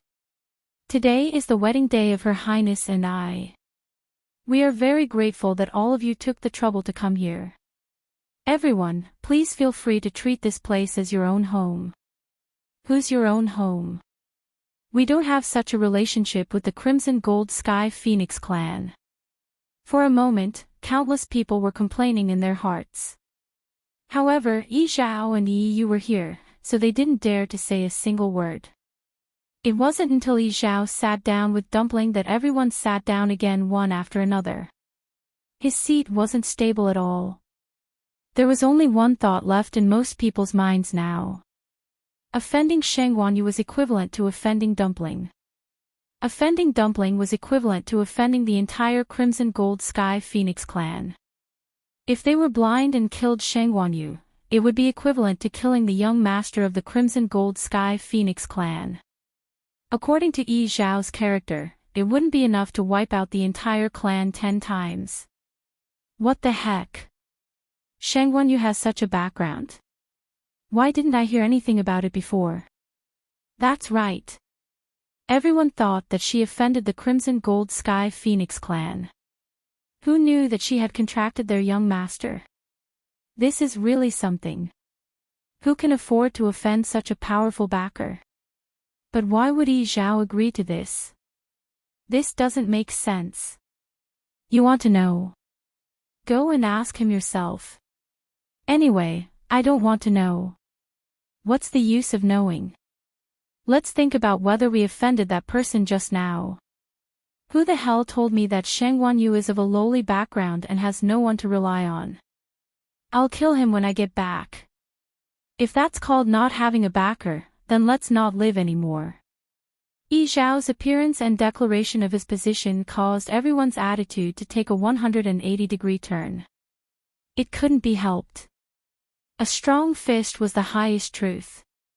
At this moment, no one cared about why Yi Zhao was so open-minded about contracting Dumpling with Sheng Guanyu.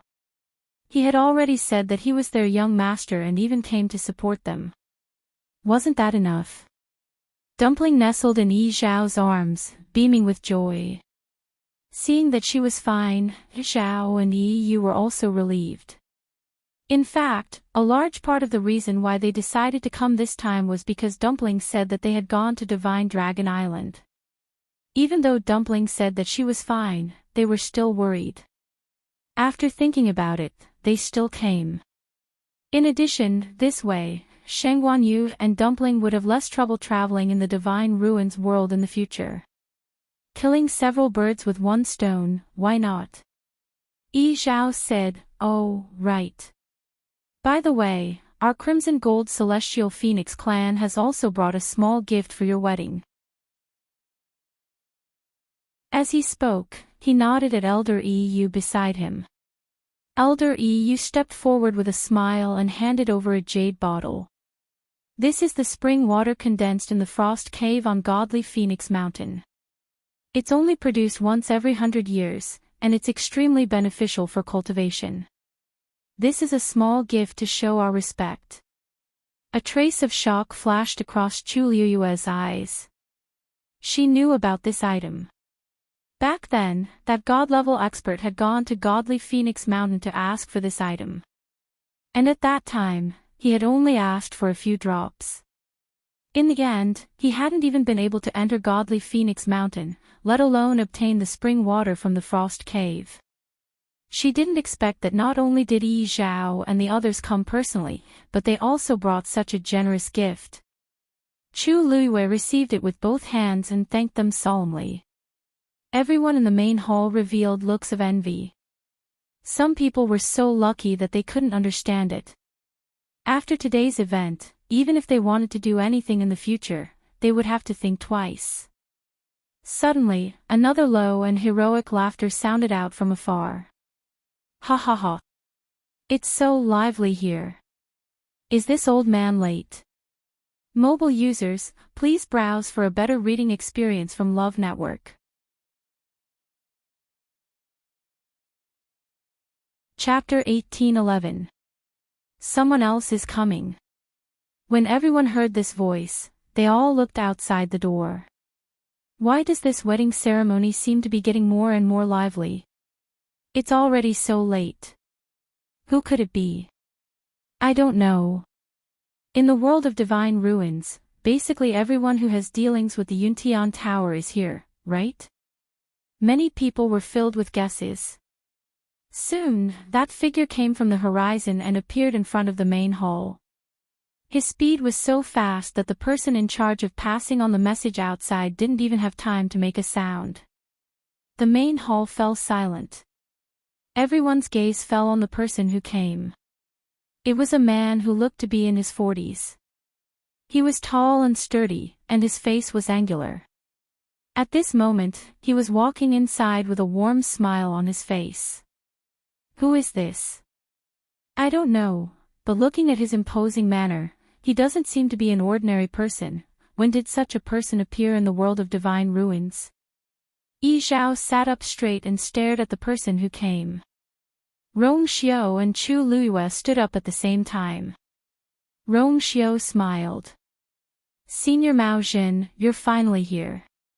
When the name Mao Jin was shouted out, everyone was stunned. After a moment, someone seemed to have thought of something and suddenly gasped. Mao Zhen. Could it be? Mao Zhen laughed. You also know that there have been too many things happening on the Divine Dragon Island recently, so I'm a little late. But don't worry, this old man didn't forget to bring this wedding gift. His voice was full of energy, and it echoed clearly in the entire main hall, falling into everyone's ears. When they heard Divine Dragon Island, almost everyone's expression changed. Wasn't that the Great Phoenix Dragon's territory? Then, they remembered that Rong Xiao had called him Senior Mao Jin. Isn't that the Great Phoenix Dragon's genius from 1,000 years ago? Mao Jin. Mao Zhen. How could it be him? Rumor has it that he's not crazy. That person didn't dare to say the rest of the words. Because Mao Jin had already heard the words and looked over. He still had a smile on his face, but when his gaze swept over, it carried a powerful pressure that made one's heart tremble. It seems that everyone is not very well informed. Mao Jin looked around and raised his eyebrows. Since everyone is here today, there are some things that I would like to tell you about. I'm Mao Jin, and I'm also the new Great Phoenix Dragon's patriarch. In the future, when you meet again, please don't mistake me for someone else. Patriarch. Someone couldn't help but ask. Isn't the patriarch of the Great Phoenix Dragon's patriarch? Mao Jin casually waved his hand and said with a faint smile. Mao Jin. He killed and framed his own kind, he is a sinner of the great void phoenix dragon race. Now, he had been stripped of his dragon scales and imprisoned. Why? Do you want to meet him? The person who asked the question instantly turned pale. No, no. I was just casually asking. The other people's reactions were not much better than this person's. It was like a sudden clap of thunder. Mao Zhen, who was rumored to have died a long time ago, suddenly appeared and immediately became the clan leader. On the other hand, Mao Yang, who had been the clan leader for hundreds of years, became a sinner overnight and was even sentenced to death. In fact, they couldn't be blamed for not being informed. It was really too difficult to find out about the Great Phoenix Dragon's patriarch. The Divine Dragon Island's geographical location was special. Ordinary people didn't know where it was. In addition, the Great Phoenix Dragon's patriarch had always been arrogant. Without some means, the human race wouldn't know anything. Most importantly, Mao Zhen was indeed busy cleaning up the patriarch's patriarch and deliberately blocked the news. Outsiders had no way of knowing. However, since he had shown up today, he naturally had to make things clear. As he spoke, he retracted his gaze and waved his sleeve. A purple gold flowing light flew out. Rong Xiao raised his hand. The purple gold flowing light landed in his palm and turned into a palm-sized dragon scale. However, these dragon scales were different from ordinary dragon scales. There was a totem drawn on the surface of the scales with bright lines. Rong Xiao's eyes flickered. Chu Luiyue also sensed the astonishing aura on the dragon scale and couldn't help but widen her eyes slightly. Senior Mao Zhen, this is... this old man didn't think of what to give you previously. After all, there are many treasures in the Yuntian Tower. After thinking about it, this old man decided to give this red heart dragon scale to you. In the future, with this item, you will be my Divine Dragon Island's distinguished guests. You can come and go as you wish. If there is any danger, use this dragon scale as a signal. My great Phoenix Dragon's patriarch will spare no effort to help. At this point, he paused and looked at Chu Luiyue with admiration. This girl is really very beautiful. Rong Xiao, you are very lucky. Rong Xiao's smile deepened. The corners of his eyes and brows seemed to relax a little. Yes. It was indeed his greatest fortune to be able to marry her. Mao Zhen's deep and powerful voice knocked heavily on everyone's heart. Some people were already in a daze. This is... Even the great Phoenix Dragon's patriarch came to support Sheng Wanyu. When did they know each other? They seemed to be very close. If not for their strong friendship, why would Mao Zhen have such an attitude? Not only did he come to congratulate them personally, but he also gave them the red heart dragon scale. Thank you, Senior Mao Zhen. Please take a seat. Chu Luiyue said with a smile. Mao Zhen's seat was arranged long ago. When he sat down, he happened to sit right across from Yi Zhao. The two patriarchs of the primordial divine beasts looked at each other. In an instant, there seemed to be sparks flying everywhere.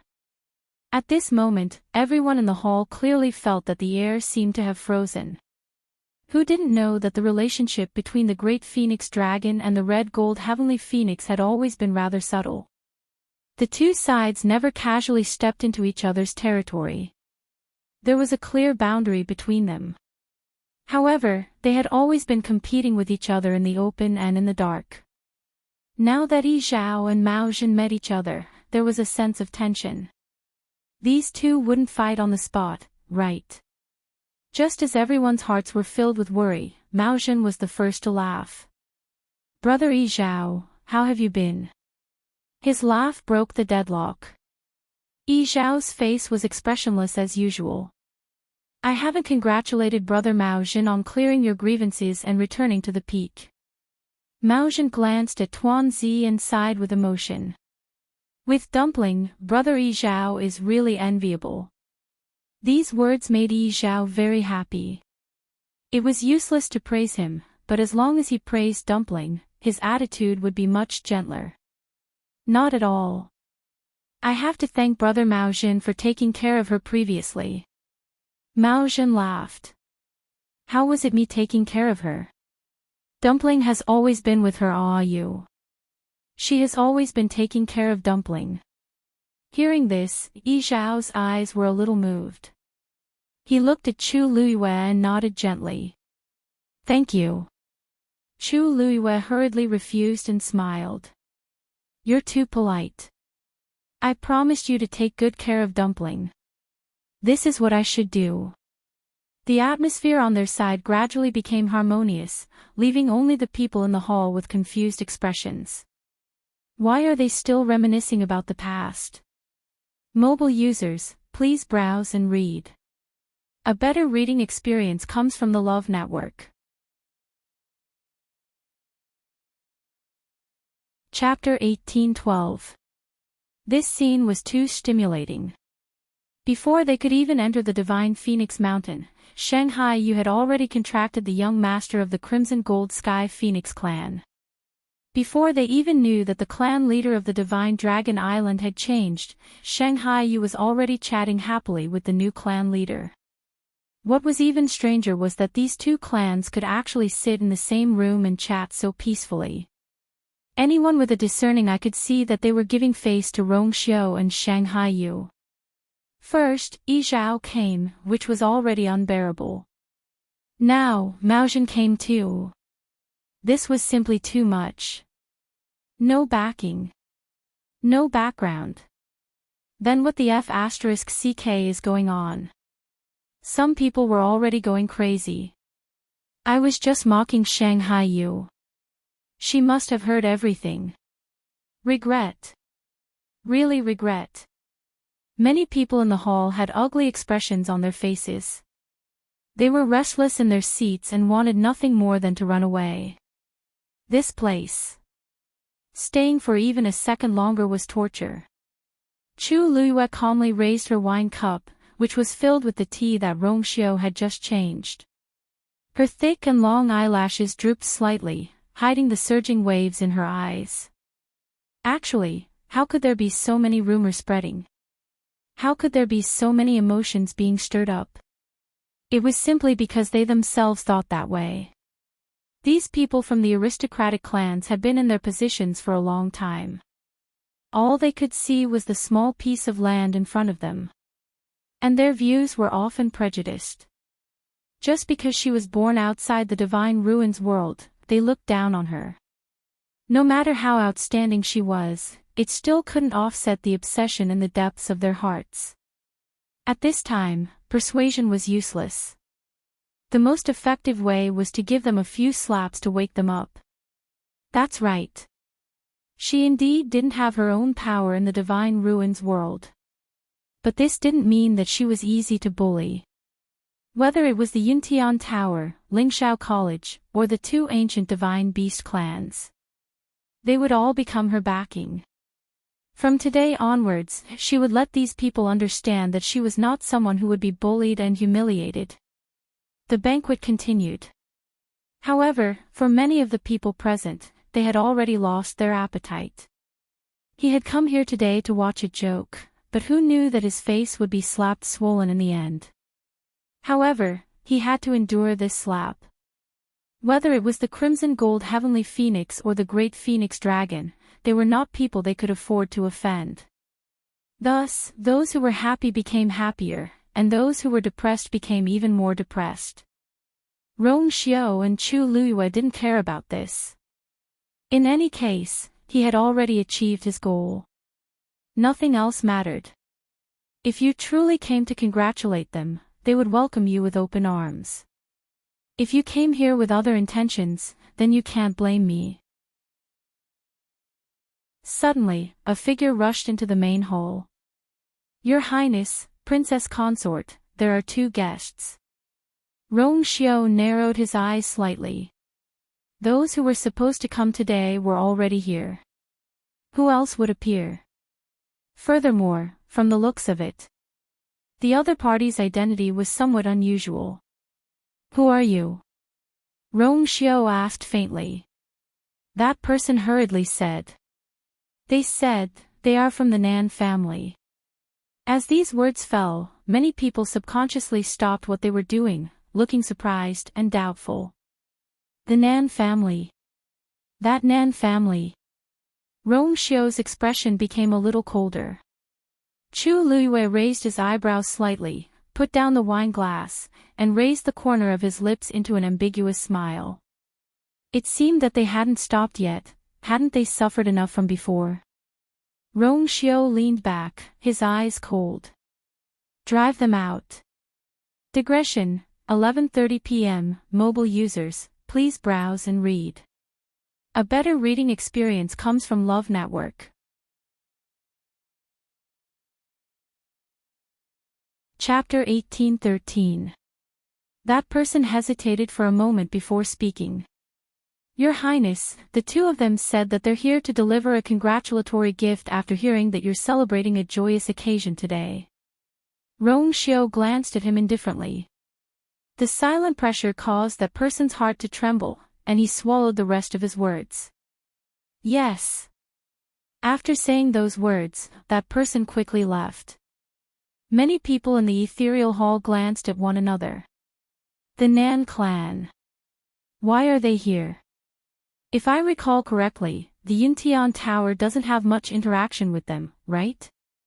Why are they here all of a sudden?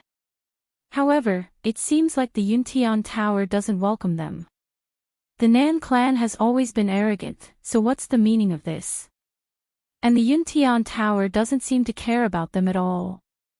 The Yuntian Tower has the Crimson Gold Celestial Phoenix and the Great Illusionary Dragon as their backing now. Who else can possibly catch their eye? You're right, in the world of God, there were many sects and clans, and the various powers were entangled with one another. It was common for the weak to rely on the strong. Without a doubt, the two primordial divine beast clans were the two thickest thighs in the world. And now, they were being embraced by the Shengguanyu alone. What else was there to say? This small interlude was quickly forgotten by everyone. Outside the barrier of the Yuntian Tower, Luo Yan's face was cold. Nan Yi stood behind him and shook his arm with an aggrieved expression. She really wanted to go in. Luo Yan turned around and patted her hand comfortingly. Then, he looked at the guard in charge of guarding the barrier. We're really here to congratulate you. The black-armored guard looked at Luo Yan coldly. His Highness' intentions are clear. The Yuntian Tower doesn't welcome you. Please leave quickly. If you continue to pester us, don't blame us for being impolite. Luo Yan's chest was burning with rage. He had never suffered such humiliation in all these years. Yet, he had been thwarted time and time again by the Rong Xiao and the Shengguanyu. However, this was the other party's territory, and it wouldn't do them any good if a fight broke out. Luo Yan took a deep breath and pulled Nan Yi away. Let's go. Nan Yi wanted to struggle again, but when she looked up and saw Luo Yan's angry face, she knew that he was really angry. She didn't dare to do anything else and could only follow him obediently. The two figures quickly disappeared. About an hour later, Luo Yan brought Nan Yi to a mountain peak. The forest on the mountain was lush. The sun was shining brightly, casting mottled shadows in the forest. There seemed to be the sound of a stream flowing in his ears. Everything was calm and peaceful. However, Nan Yi's mood wasn't soothed by this scenery. Along the way, she followed behind Luo Yan with her head lowered silently. Luo Yan only stopped when he reached a relatively flat area. As soon as he turned around, Nan Yi looked up and only then did he see the tears on her face. Luo Yan's heart instantly felt as if it had been pricked by something, and his voice softened a lot. I've already said that this method won't work. We've already made such a fuss with them before, so why would they still be in contact with us? Besides, today is their wedding day. If it were him, he would definitely make the same choice. Nanny had always been very smart. He didn't know why she was so persistent this time. She knew that there was a wall in front of her, but she still wanted to hit it hard. Nanny pursed her lips as tears kept falling. Ever since she couldn't speak, she didn't want to make any sound, including crying.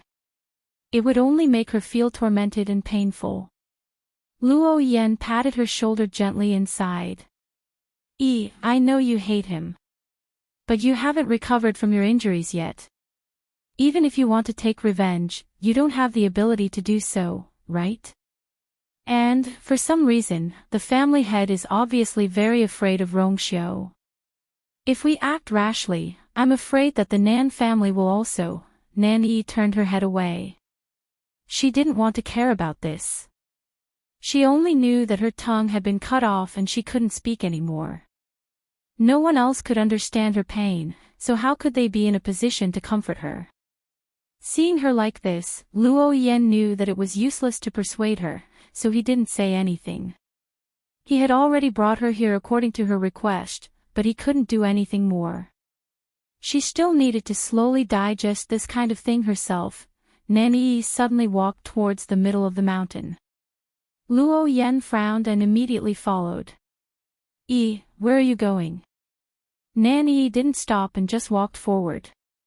Luo Yan wanted to stop her, but seeing that she still seemed to be angry, he knew that the only thing he could do now was to go along with her, so he could only follow her.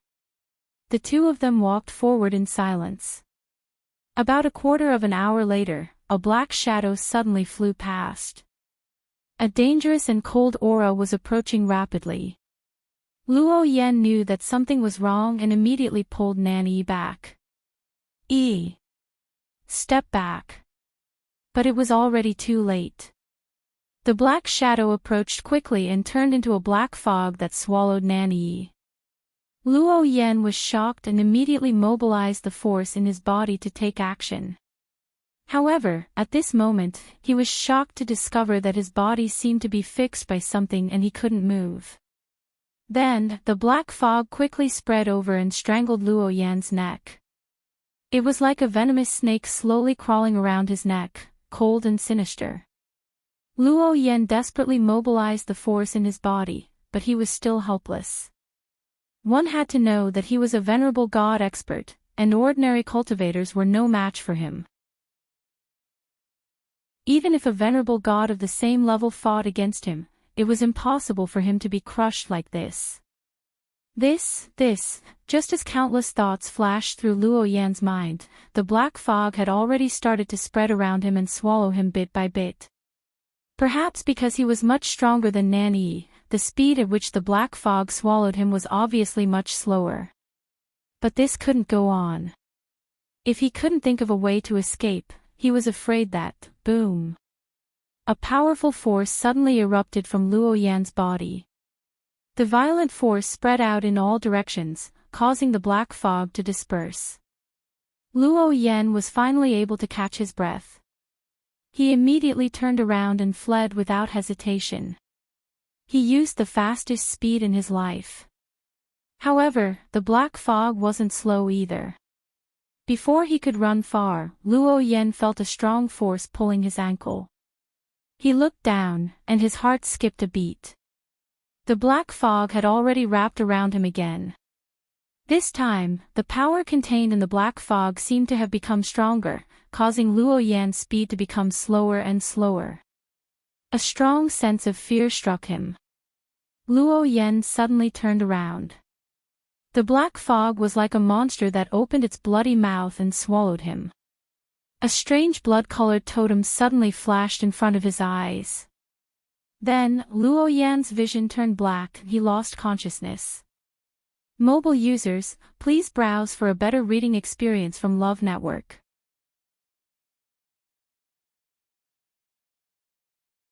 Chapter 1814. The figures of Nan Yi and Luo Yan both disappeared into the forest.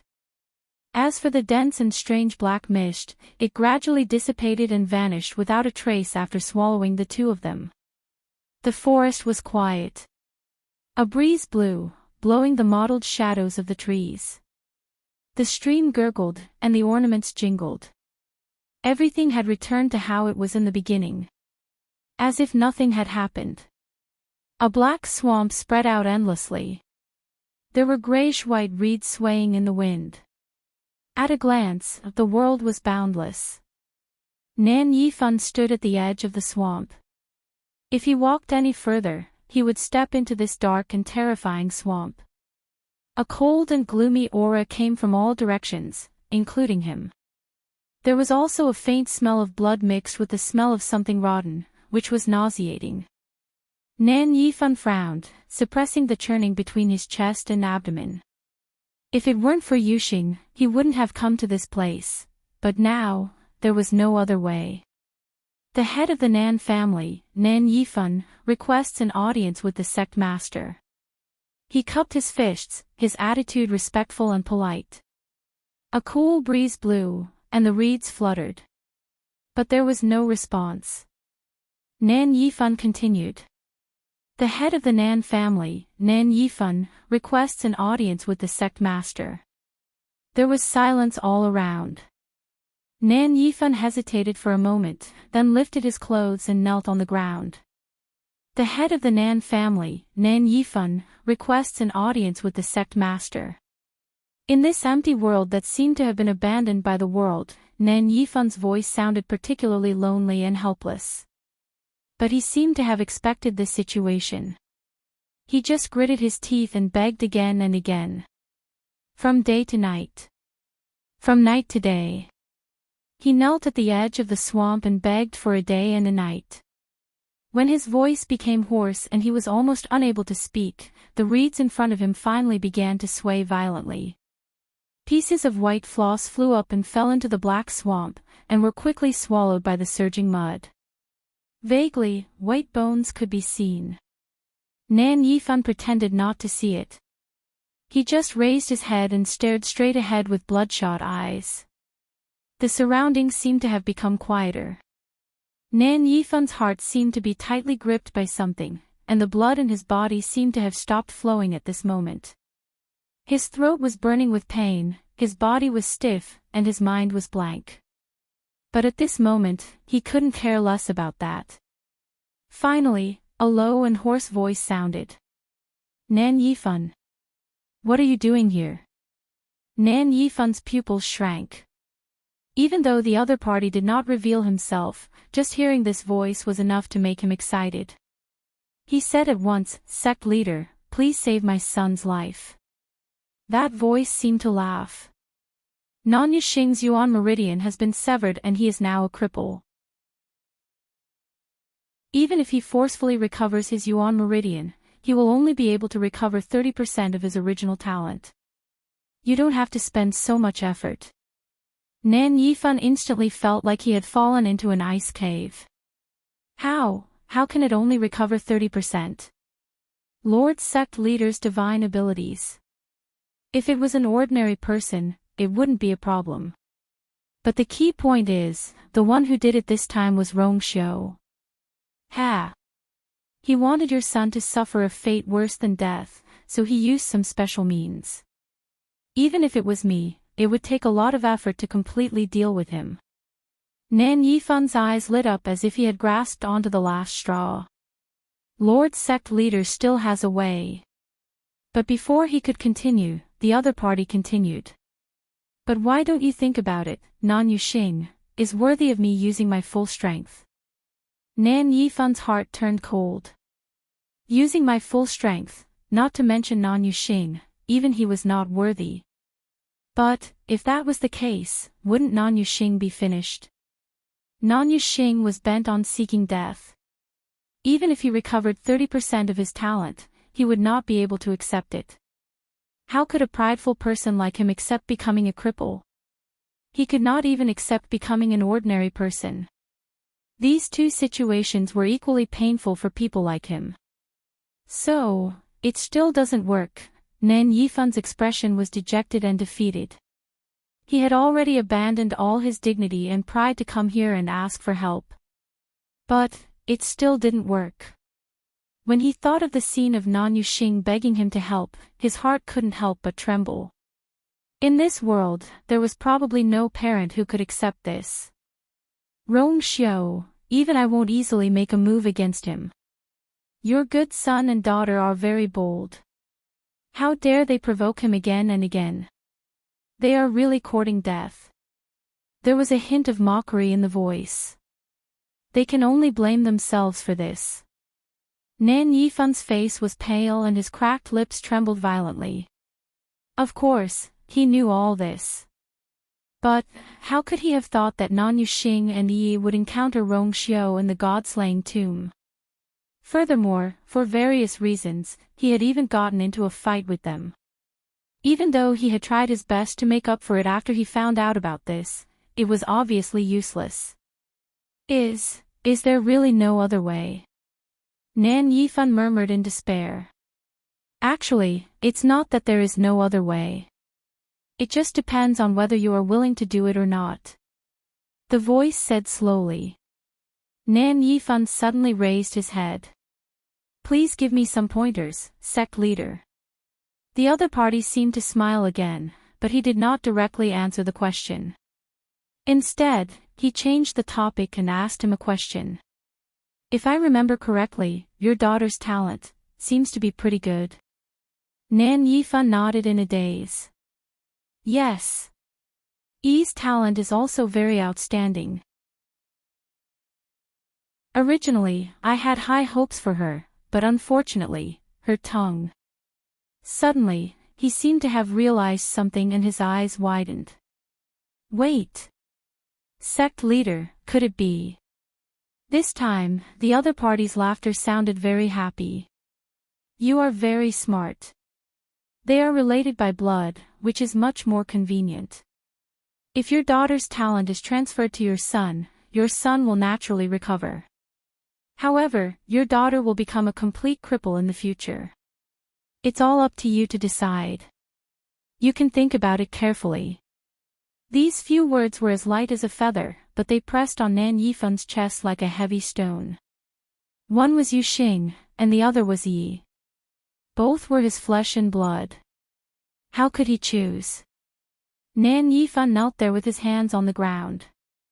Because of the force, his fingers were pale. I don't have much patience. The voice urged lazily.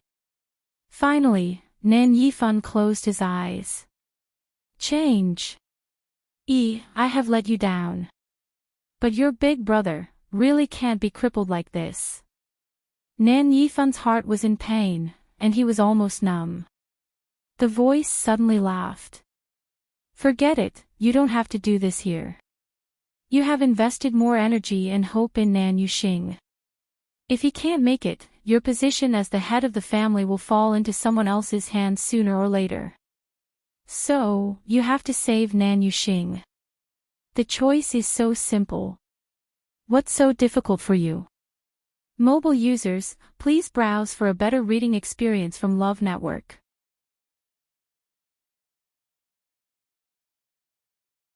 Chapter 18:15. These words were like an extremely sharp knife that ruthlessly pierced through Nan Yifan's last cover. He peeled off his skin and flesh, revealing his bloody insides. His body swayed, but his face turned even paler. However, even he had to admit that the other party was right. All these years, on the surface, he seemed to dote on Nan Yi more, but in reality, he had always placed his hopes of inheriting the heavy responsibility on Nan Yuxing. If Nan Yuxing died, all his hard work over the past few decades would be in vain. So now, he finally made this extremely difficult decision. Nan Yifan fell to the ground. All his strength seemed to have been sucked out by someone, and his entire body was shrouded in a layer of despair. You made a wise decision. The other party praised him. Nan Yifan gasped for breath and said weakly, That's right. I want to go back first and talk to Yi. Why go through so much trouble? The other party interrupted him. I know you're a smart person, so I've already brought Nan Yi over. Nan Yifan suddenly looked up. A gust of wind blew past, and the reeds swayed. In the depths of the black swamp, a black fog wrapped around a person and flew over. Nan Yifan recognized at a glance that the person inside was his daughter, Nan Yi. Sect Master. This.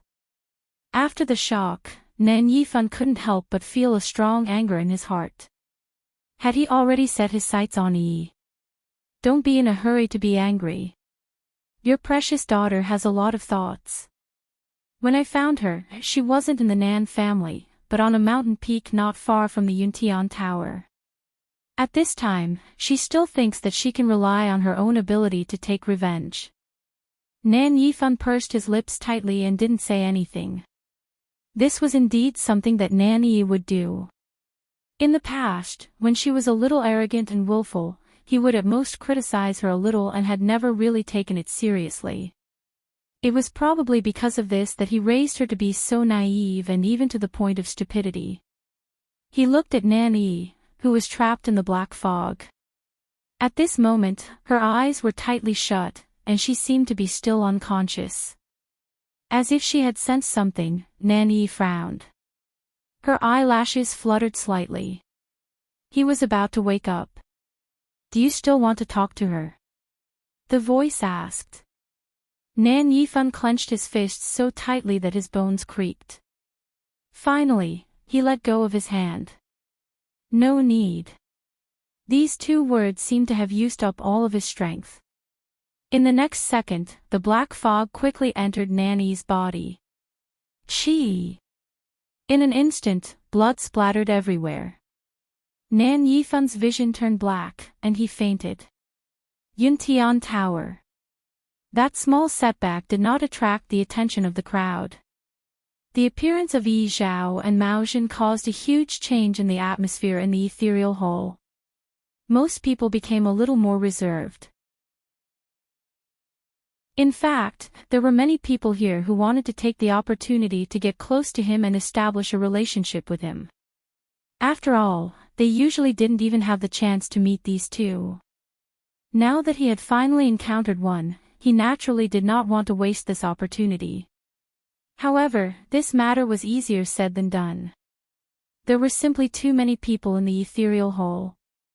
Those who were able to appear here were basically all reputable figures in the Divine Ruins world. They knew very well that at this time, whoever stepped forward first would be the most eye-catching. Besides, even if they were willing to go all out and say a few words in front of everyone, they would still be faced with a very serious problem. Yi Zhao and Mao Jin were sitting opposite each other. Who should they approach first and who should they approach later? Although the atmosphere between the two sides was very harmonious, everyone was smart. They didn't really think that the Great Phoenix Dragon and the Crimson Gold Celestial Phoenix would be as close as a family from now on. If they were to curry favor with one first, they would inevitably offend the other. Both sides were evenly matched, and they could not afford to offend either of them. As such, everyone fell into a dilemma. In the end, no one moved. Many people looked at Chu Luyue enviously. They wondered what kind of method she used to establish a good relationship with these two factions at the same time. In a slightly remote corner of the hall, Xin Yi and the others were sitting together. They were also invited to this banquet. Originally, Chu Luyue had planned to arrange for them to sit at the front. After all, there were not many people on her side, and Xin Yi and the others had been with her for many years and had gone through life and death with her. In her heart, the 13 Yu tribe was no less important than her family. No, it should be said that she had long regarded them as her family.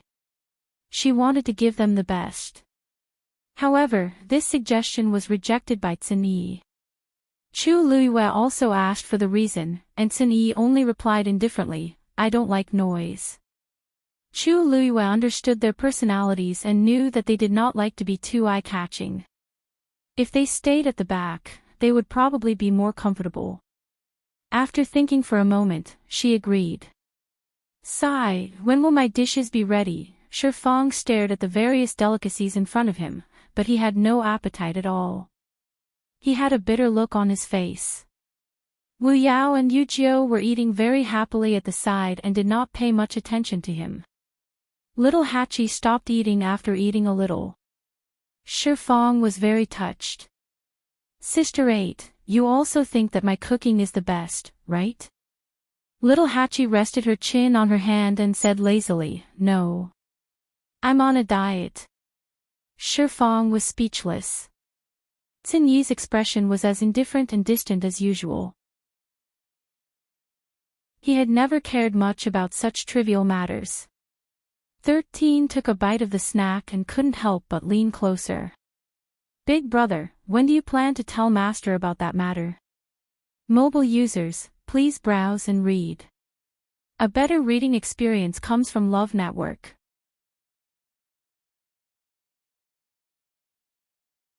Chapter 18-16.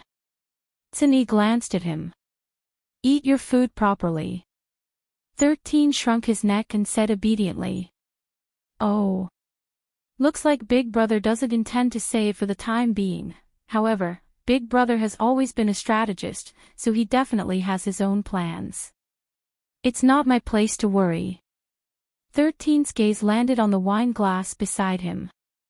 Inside, there was clear wine that glowed with light. He licked his lips, his eyes filled with curiosity. Big brother, can I drink? Xin Yi didn't turn around. No. 13 had expected this outcome, but he still hesitated and struggled. Then, just one mouthful. Xin Yi glanced at him. If you beat me, I'll let you drink. 13 was instantly discouraged. Big brother said that every time. In the past, he didn't have any experience. Every time he felt that he had improved, he would think that he could win and excitedly run to compete with Big Brother. Then, he would return in defeat. Without exception. If he wanted to beat Big Brother, God knows how long it would take. Seeing his dejected expression, Shi Fang couldn't bear to see him like this. Big Brother, 13 is still a child. It's fine to let him drink just one mouthful. There are so many of us here. Little Hachi's beautiful eyes flickered as she gave Shi Fang a thumbs up. A true warrior. Not only did he dare to suggest to Big Brother, but he also dared to suggest letting 13 drink. Shi Fang's heart skipped a beat when she looked at him like this. Only then did he recall some tragic past and hurriedly try to salvage the situation. No, no. What I mean is, if Big Brother thinks it's inappropriate, then forget it. Forget it. 13, if you really want to drink, how about I make rice wine for you? 13 revealed a rare speechless expression. Little Hachi rolled her eyes again. Wu Yao finally stopped eating. Yu Jiu poked him. 13 is confused. Is Shi Fang also confused? Could it be that Shi Fang had become stupid from farming? How could he say that? Wu Yao swallowed the last mouthful of meat and sighed. This rice is really delicious. Unfortunately, he couldn't eat it today. Shi Fang. Xin Yi suddenly spoke. Shi Fang shuddered all over. Hey, Big Brother. You are not allowed to eat for a month. Shi Fang's face instantly collapsed. No, Big Brother, I really didn't mean that. Just listen casually, don't take it to heart. The vegetables I grew over there will be ready to eat in a few days. After all, he had been starving for a long time. How was he going to survive if this continued for another month? However, Xin Yi did not care whether he lived or died. 13 revealed a guilty expression. 10th brother, I'm sorry, if it weren't for him, brother 10 wouldn't have been punished like this. For a moment, 13 felt wronged and guilty. He just wanted to give it a try. Master doesn't like you drinking. Xin Yi suddenly said calmly. 13 was stunned. He raised his head to look at him in surprise. Really? He had never heard his master mention it before. Xin Yi frowned. The last time you accidentally drank wine, Master was worried for a few days.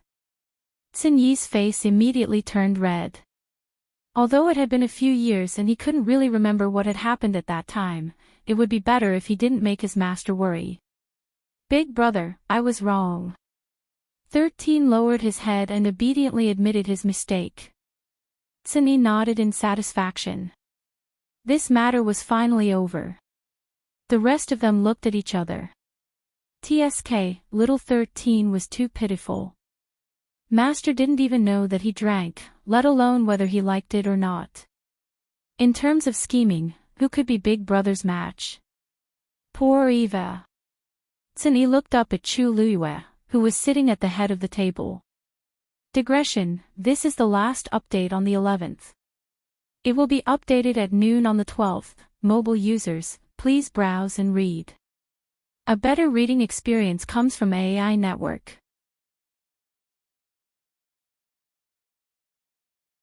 Chapter 1817. She was dressed in a red wedding gown with a phoenix coronet on her head. Her features were as beautiful as a painting, and her skin was as fair as jade. All the light in the surroundings seemed to fall on her body. She was magnificent, nothing more than that. Xin Yi smiled and retracted his gaze. The wedding banquet lasted for a very long time.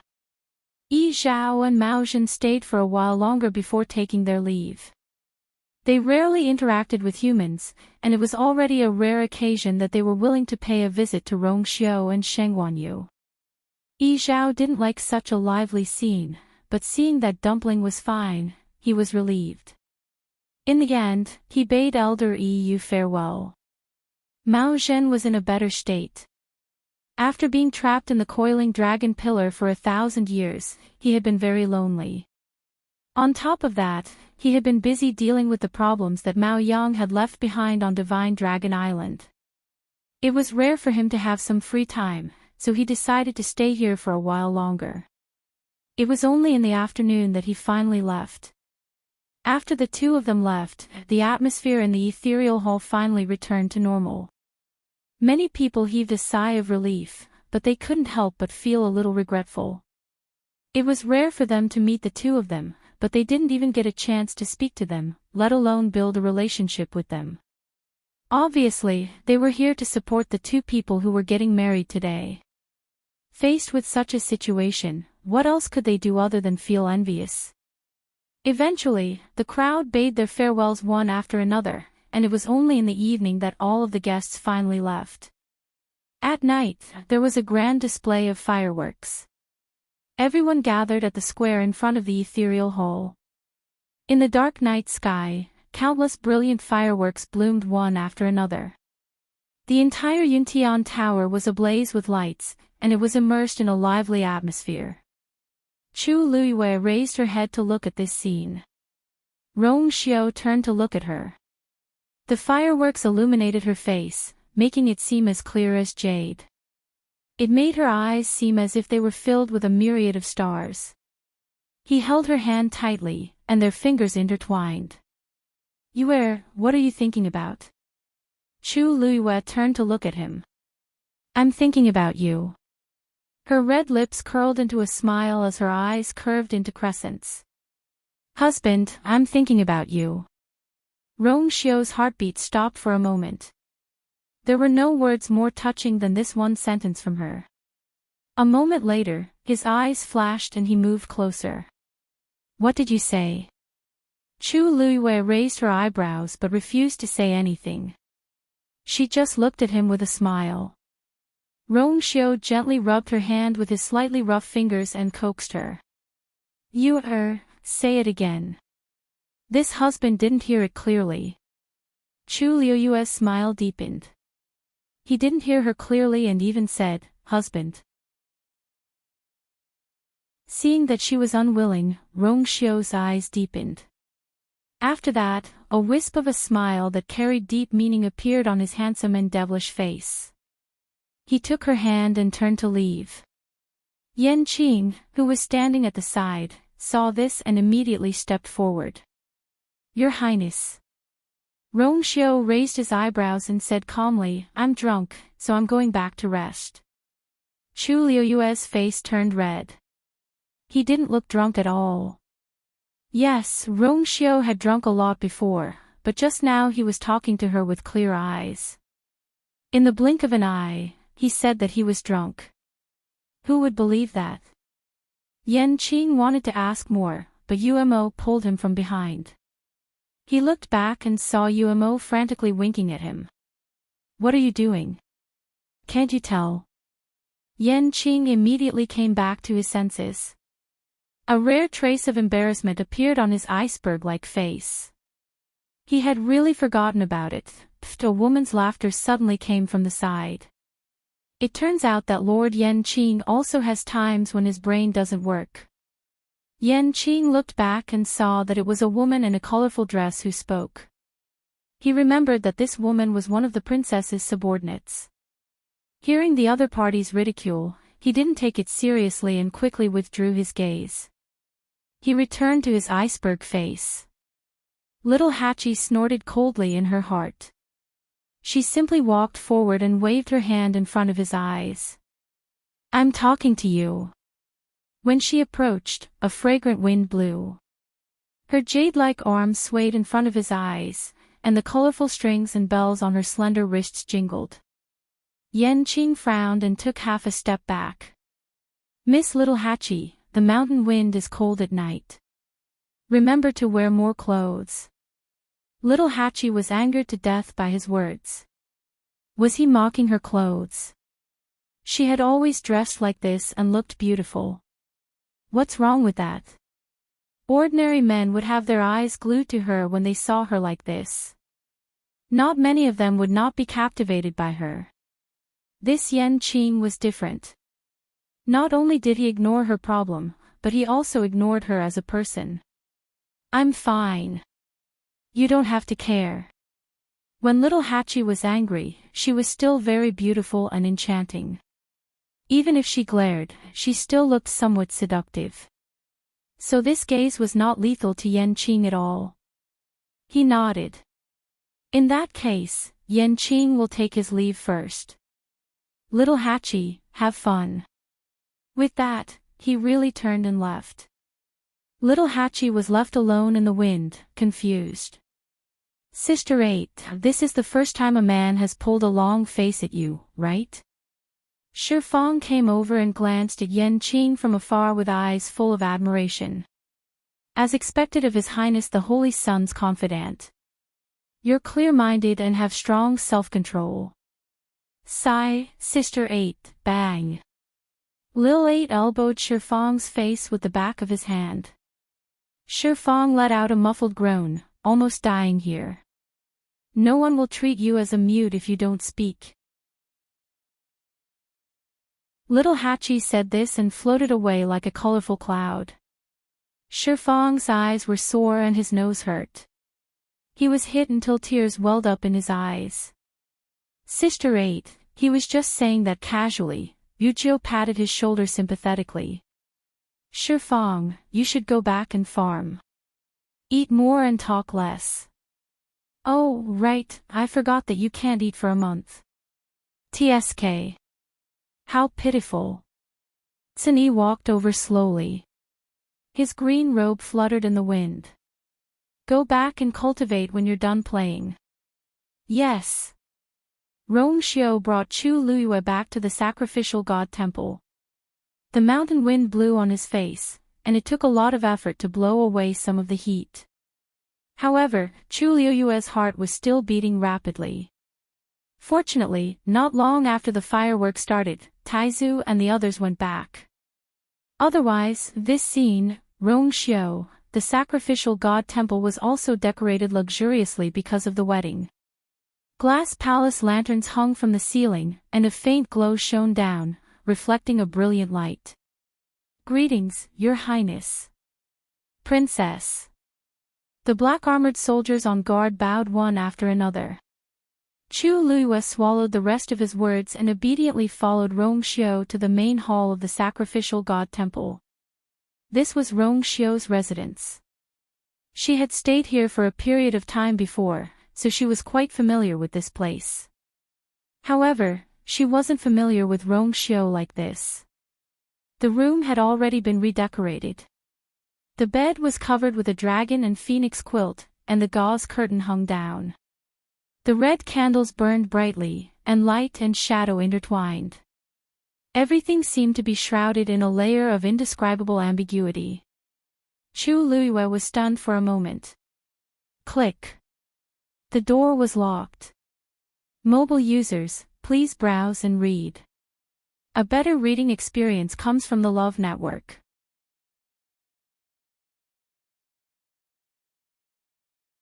Chapter 1818. Chu Luiyue's heart suddenly jumped along with the candlelight. The sound of footsteps approached from behind, as if stepping on her heart. Until a pair of arms wrapped around her waist from behind. Rongxiu held her in his arms, gently rested his chin on her shoulder, and sighed. They could smell each other's breaths. There was indeed an intoxicating smell of alcohol on his body. Mixed with the faint cold fragrance, it seemed to create an irresistible fatal attraction. Chu Luiyue suddenly felt relieved. She reached out and overlapped Rongxiu's hand. Rongxiu's voice was deep and pleasant, and a little hoarse. You are mine.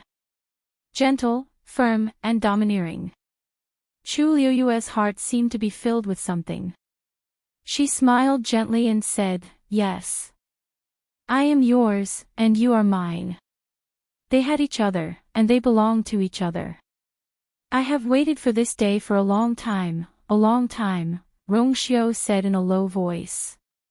He spoke very slowly, as if he was really drunk, but also as if he was thinking about something, filled with longing for something from a long time ago. Chu Luiyue's heart suddenly softened. Say it again. Rongxiu was almost whispering in her ear. Therefore, every syllable, every breath, fell clearly into her ears and her heart. His hot breath fell on her ears and neck, and it was slightly itchy. She couldn't help but laugh and shrink her neck. Husband. Anyway, from now on, there will be plenty of opportunities to say it. Rongxiu suddenly bit her delicate earlobe. The tip of his tongue rolled gently, and it was boiling hot. Her voice suddenly stopped and turned into a soft murmur. Rongxiu hugged her tighter, and his voice was hoarse. The vague syllables scattered sporadically. But today I really want to hear it. It was a sleepless night. Lingxiao College. It was already late at night, and a bright moon hung high in the sky. It flowed quietly like water. In the room, a person stood alone by the window. The moonlight elongated his shadow. I stood alone. His face was hidden behind the shadow of the carved window and could not be seen clearly. In the depths of his eyes, there was a thick coldness that could not be dissolved. Suddenly, the space behind him began to ripple. Then, a figure appeared in the room. It was Yiwenzhua. Damn it! Yiwenzhua could not help but curse as soon as he came out of the void. The indifference on Jun Zhiqing's face quickly faded. He raised his eyebrows slightly and turned to salute. Master, you're back.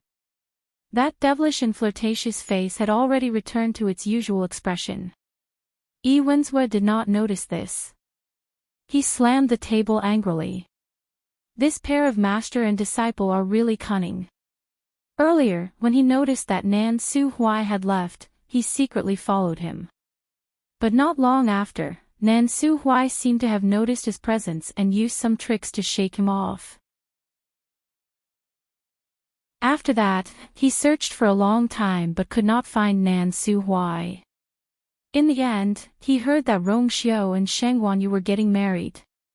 As the master, Nan Suhui personally went to congratulate them. What was more hateful was that the clan leaders of the Crimson Gold Celestial Phoenix and Great Phoenix Dragon were also there. From now on, the entire Divine Ruins world would know that they had these two great backers. It would be even more difficult to deal with them. That Shang Wanyu, I don't know what tricks she used. Not only did she make Yi Zhao agree to continue the contract with the Crimson Gold Celestial Phoenix, but she also made Yi Zhao choose her as the young master. Yi Wenzhua knew very well that the Crimson Gold Celestial Phoenix had broken through from the Crimson Tail Phoenix, so the position of young master must have been added later. What were Yi Zhao and the elders of the Crimson Gold Celestial Phoenix clan thinking? Why would they choose a Crimson Gold Celestial Phoenix who had already contracted with a human to be the young master of their clan? Jun Juqing said indifferently. Her luck has always been good. Yi Wenzhua still could not accept this. With this relationship between Sheng Wanyu and Yi Zhao, it would be even more difficult for them to do anything in the future. Do you know that Nan Su Huai personally gave out 2 green jade tokens at their wedding? He even said that she's his only disciple. Yi Wenzhua gritted his teeth. He's obviously passing the position of dean to her. Jun Juqing was silent for a moment. In fact, they should have realized this earlier. Back then, Nan Su Huai did not hide his admiration and adoration for Chu Luiyue. Now that she had returned, her talent and strength were even greater than before. Naturally, Nan Su Huai valued her even more. Not to mention, she now had several backers.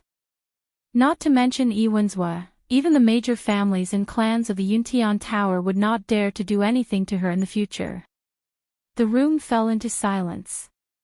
Yi Wenzhua took a few deep breaths and tried to calm himself down. Then, he suddenly thought of something and looked up at Jun Juqing. There was a hint of curiosity in his eyes. You know that they're getting married today, right? Jun Juqing nodded and seemed to chuckle. The Yuntian Tower sent out invitations. Other than those who had completely fallen out with them, the rest of the Yuntian Tower's influential figures were all invited. Who doesn't know about this now?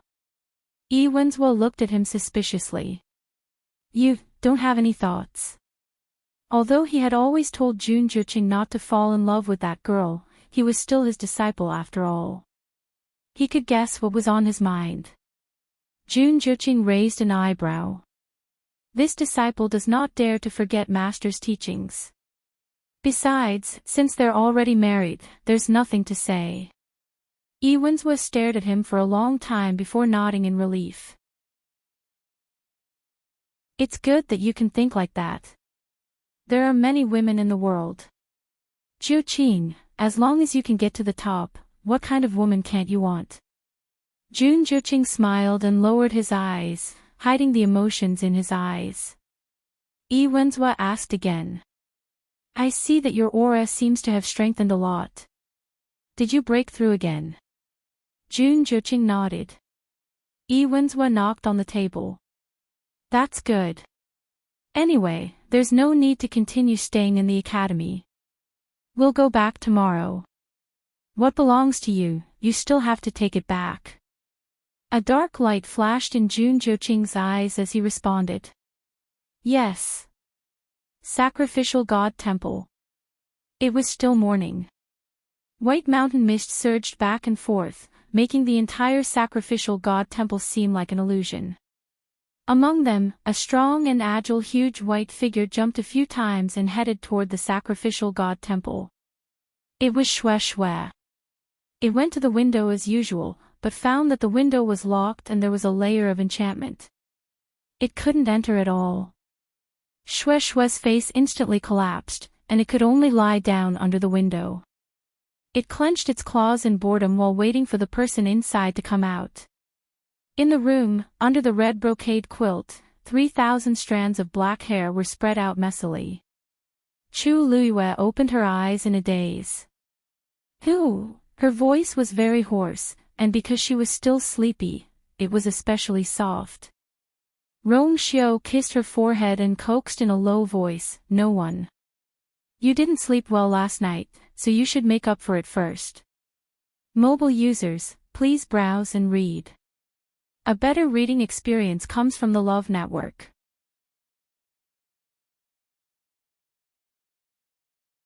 Chapter 1819.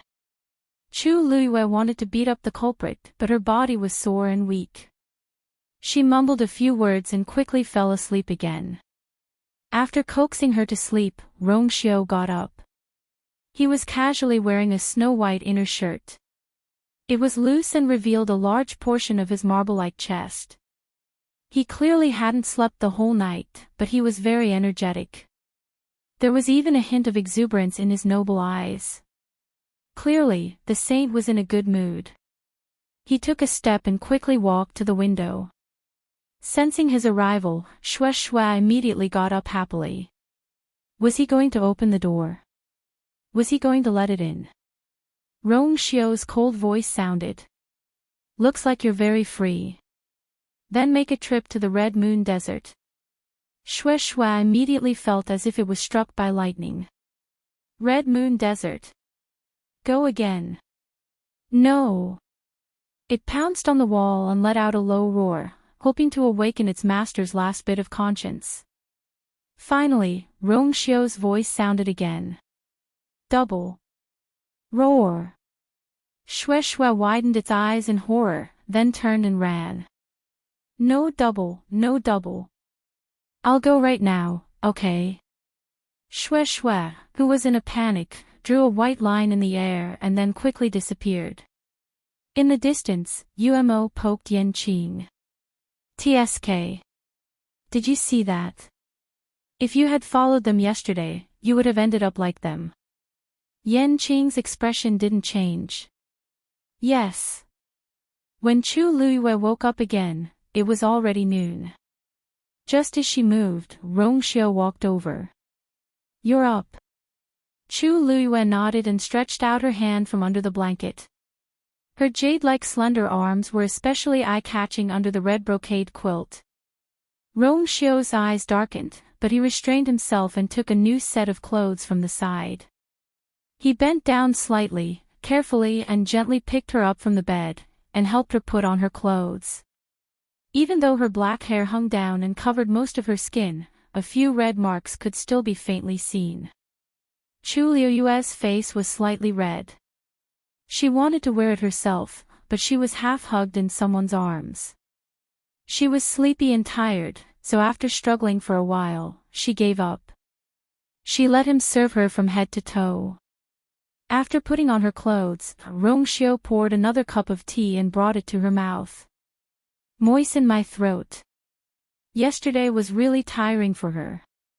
Chu Luiyue was half leaning against the headboard. Hearing this, her eyebrows twitched and she couldn't help but look up at him. These words, why did it feel so wrong? After taking a closer look, she began to feel indignant. Why was Rongxiu so energetic when she was tormented half to death? Open your mouth. Rongxiu seemed to know what she was thinking. He raised his eyebrows and pushed the teacup forward. White steam rose in spirals, enshrouding his noble and unparalleled eyes. Chu Luiyue was really thirsty, so she took his hand and took small sips. The temperature of the tea was just right. It was warm and moistened her throat. Chu Luiyue instantly felt much better. Good girl. Rongxiu put the teacup back and asked. Do you still want to sleep? Chu Luiyue shook her head. She glanced outside. You've already slept until now. It was rare for her to feel embarrassed. Rongxiu smiled and comforted her.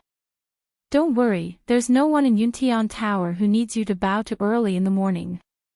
From now on, you're the princess consort, and naturally the most honorable. Logically speaking, after the wedding, they were supposed to visit the clan leader together.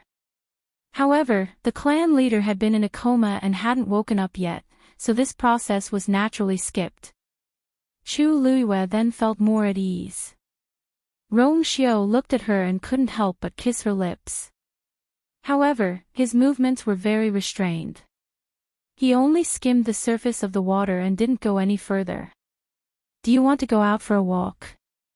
Hearing his suggestion, Chu Luiyue was surprised for a moment. However, on second thought, she didn't seem to have taken a closer look at the Yuntian Tower before. Most of the time, she stayed at Dooming Peak. She nodded. Okay. Changi Mountain. Sun Yi was reading. Wu Yao was still practicing boxing. Little Hachi was thinking about how to teach Yan Qing a lesson. Yu Jiu was still practicing his sword. Shi Fang was watering the vegetable garden. 13 ran away early in the morning and was nowhere to be seen. Crack. A crisp cracking sound was heard. Yu Jiu looked at the wooden sword in his hand gloomily. This was already the second sword he had used in the past month. He looked at Sun Yi. Big brother, can I change to another sword? This wooden sword is too boring. Sun Yi didn't even raise his head. No. As he spoke, he waved his sleeve and something flew out. Chi! Yu Jiu hurriedly caught it. Only then did he realize that it was another wooden sword. However, this wooden sword seemed to be tougher than the previous one. Yu Jiu looked at it for a while and finally couldn't help but ask. Big brother, how many wooden swords did you prepare? Sun Yi flipped a page. It's enough for you. Fine. There was no end to this. Yu Jiu resigned himself to fate and started again. Little Hachi suddenly stood up and hurriedly walked out. Shi Fang looked up and asked. Sister 8, where are you going? Little Hachi glanced at him. Shi Fang immediately felt a faint pain in his nose and hurriedly said, Farewell, Sister 8. I wish Sister 8 a triumphant return. Little Hachi curled her lips into a smile and walked away seductively. After Wu Yao finished practicing, he wiped the sweat off his face. Big brother, about what 13 asked yesterday. Have you already made a decision? Sun Yi looked up. Wu Yao coughed. What I mean is. It doesn't seem good to delay any longer. Sun Yi nodded and put away the book. I'll go look for Master. You guys stay here. After saying that, he lifted his foot and walked outside. Digression, I think. I have a cold. I'll continue to update at 6 p.m. and 11:30 p.m. If I say I'll update more than 10 times, I'll definitely update more than 10 times. As for the bridal chamber, cough cough, after a few days of extra chapters, I'll take a break and study it again. A better reading experience comes from the Love Network.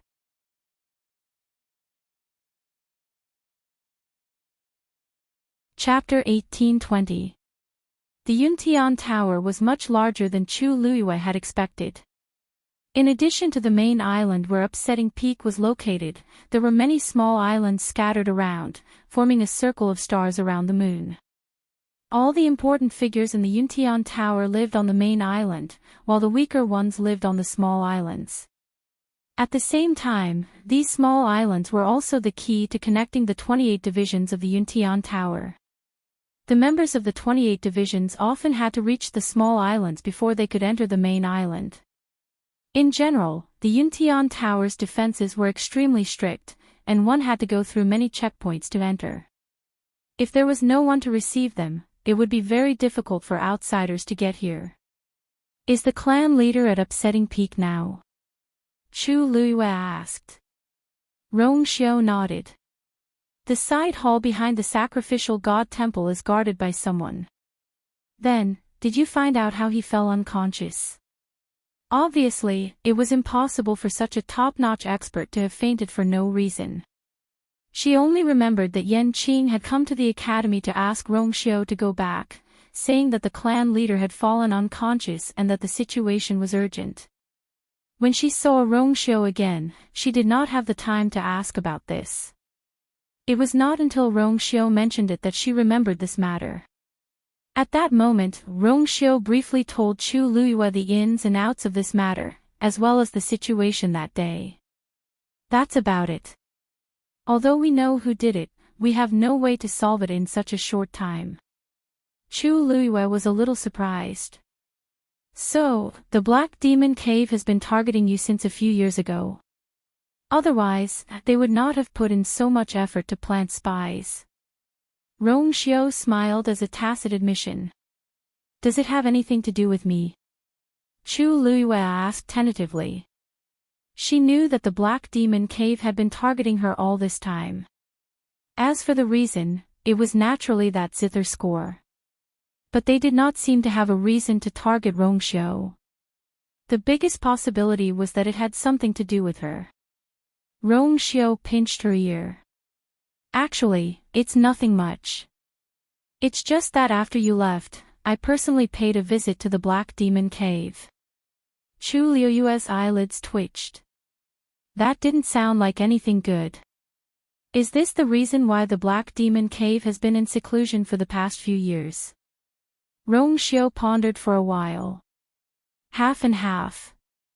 At that time, I only seriously injured Imo Shiqian and took the lives of a few of his men, but nothing more. With their foundation, there was absolutely no need for them to go to such an extent. Now, it seemed that this was a choice they had made long ago. Chu Liuyue's mouth twitched. Seriously injuring their sect leader and killing several of their trusted subordinates. That was the Black Demon Cave. Compared to the other first-rate families, they were not inferior in any way. Rong Xiao spoke of such a shocking achievement in such a relaxed manner, and even disdained it. It was really, no wonder the people of the Black Demon Cave hated both of them now. This could be considered a deep hatred, and no one would easily let it go. But, a few years ago, I remember that you were only an exalted god at that time. How did you win? Chu Luiyue was even more puzzled about this point. To be precise, she never knew Rong Xiao's true strength. He seemed to be, always able to erupt with combat power that was higher than his own realm. Rong Xiao's expression changed slightly, and he raised his eyebrows and smiled. Actually, it was a coincidence. When I went, they seemed to be busy preparing something. Whether it was Imo Shiqian or his subordinates, their strength was limited to a certain extent, and they couldn't fully exert it. So... He paused. You should have heard that the cultivation method they cultivate is very strange. Although it can quickly improve one's realm and strength, it often brings about a lot of problems. Chu Luiyue nodded in understanding. She had indeed heard about this long ago. It was also because of this that the Black Demon Cave had always been disliked by many families and clans in the world of divine ruins. They thought that their cultivation method was evil and went against the heavens. However, there were countless cultivators in this world who wanted to take shortcuts. So over the years, there had been a continuous stream of people joining the Black Demon Cave. This also caused their forces to always be very stable and difficult to be destroyed easily. In addition, in these years, the Black Demon Cave had taken the initiative to hide from the world, and everything was peaceful, so everyone gradually ignored them. But for Chu Luiyue, she always had to be vigilant. The Black Demon Cave wanted her Guqin score. They had done so in the past, and now, their desire was probably even stronger. According to Senior Ah Jing, his Guqin score had been divided into 3 parts, and now she had 2 of them. Only the last part was missing to complete it. Of course, the people of the Black Demon Cave would not give up. Do you know where they are now? Chu Luiyue asked. For some reason, she felt that Rong Xiao should know something. I can only roughly determine their location. As for their specific location, I really don't know. Rong Xiao spread his hands and smiled frankly. However, there is one person who is close to them. If he can personally go, it won't be difficult to find them. Who? Chu Luiyue was rather curious. Rong Xiao looked at her steadily. Senior Diwu. Senior Diwu was, of course, Diwu Zhangze. Chu Luiyue was very surprised. She had thought of many possibilities, but this was the only one she had not expected. How could it be? Senior Diwu and the others have been trapped in the Red Moon Desert. Other than Debeo, he and Senior Lan Shao can't even leave the great desolate swamp. How could, and the reason why Debeo could leave was because he had reconstructed his divine body. Rong Xiao paused for a moment and said, Senior Diwu is indeed related to the Black Demon Cave. Chu Luiyue was stunned for a while. She had indeed never heard them mention this before, Master. At this moment, a familiar voice sounded. Chu Luiyue turned around. Cini, why are you here? Cini cupped his hands and bowed to the two of them. Then, he said, this subordinate has something to report to you. Chu Luiyue was a little puzzled. At this time, what did Cini want to say to her? If it was something important, he would have said it earlier. If it wasn't important, he wouldn't have come to report it at all. Rong Xiao smiled. Then you guys chat first. I'll go see the chief. He had always been absolutely respectful to Chu Luiyue. Cin Yi was her subordinate. Even if they were in the Yuntian Tower, he would not interfere with her matters. Chu Luiyue's heart warmed as she nodded. Rong Xiao moved and quickly left. Only Chu Luiyue and Cin Yi were left here. Chu Luiyue went straight to the point. Cin Yi, what happened? Cin Yi's expression was calm as an extremely faint light flashed across his narrow and indifferent eyes. Master, Sanson sent a message back some time ago saying that he wants to invite you back to Peach Blossom Cove. Mobile users, please browse and read. A better reading experience comes from Love Network.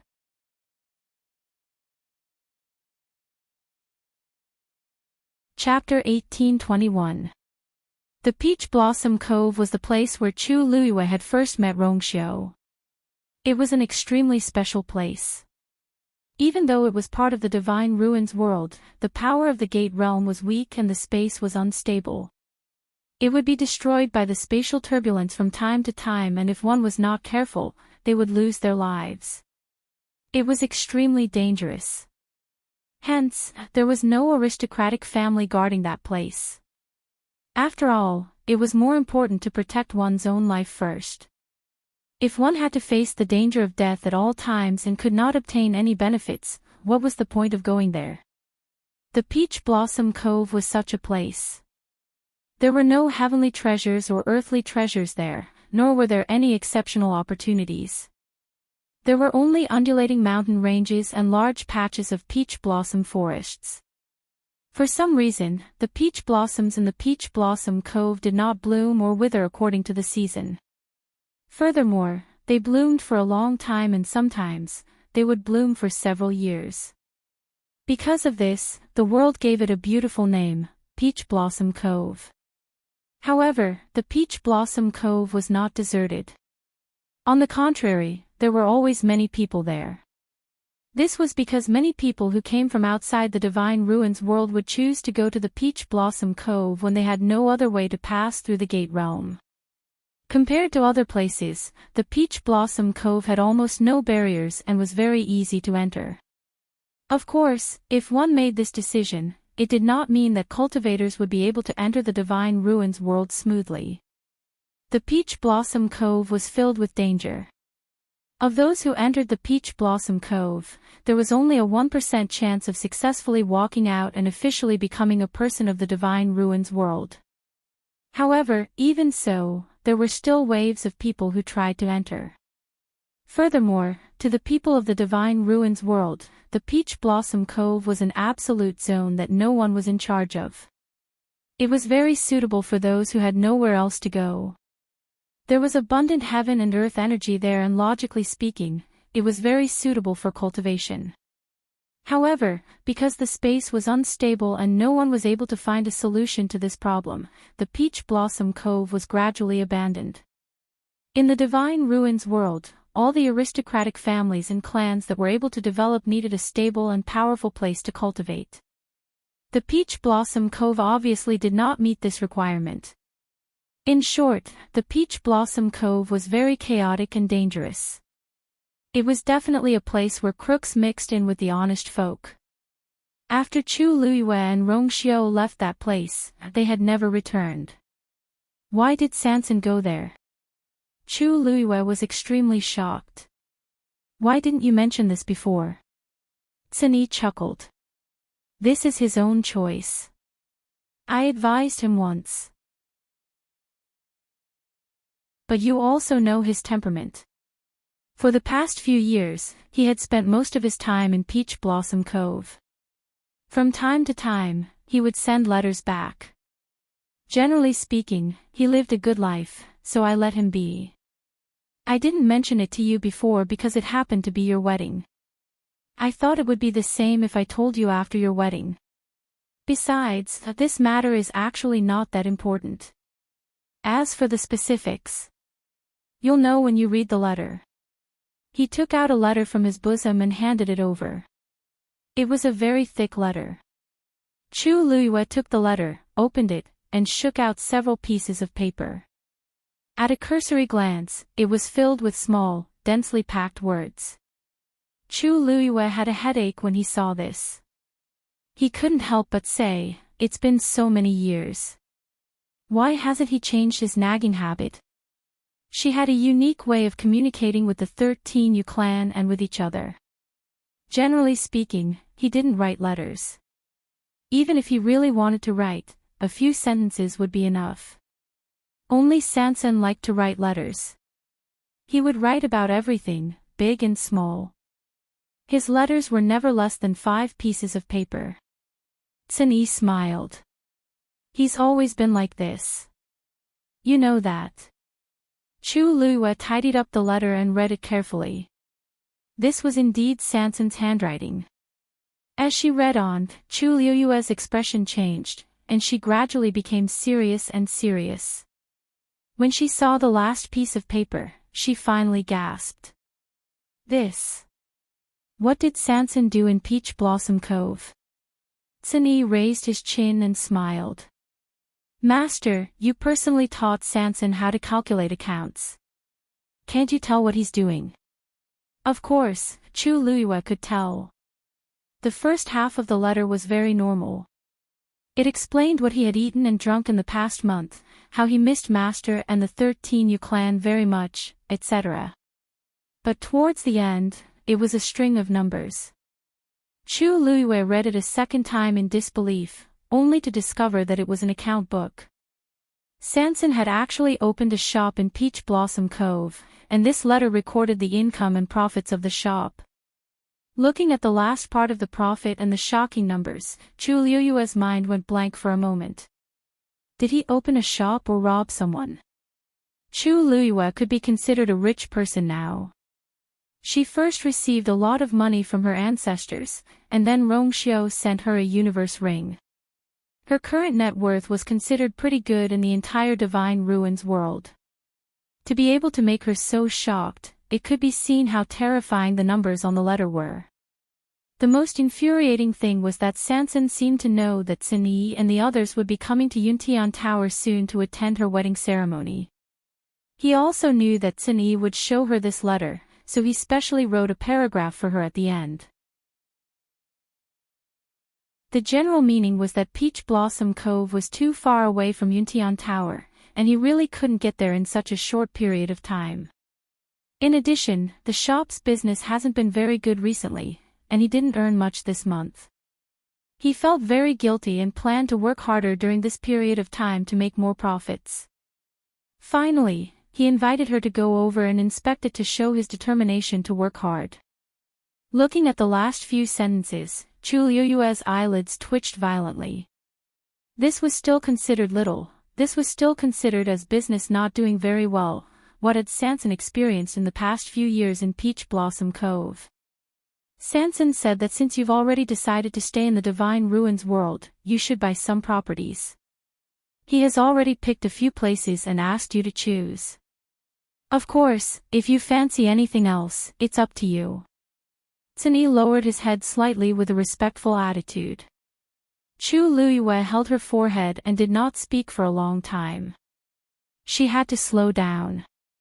The feeling of being hit by money made her feel a little dizzy. Digression, I really have a cold, so I'm writing slowly. But I'll continue to update today until 10 p.m. So it's better for everyone to read it together later. Mobile users, please browse and read. A better reading experience comes from the Love Network.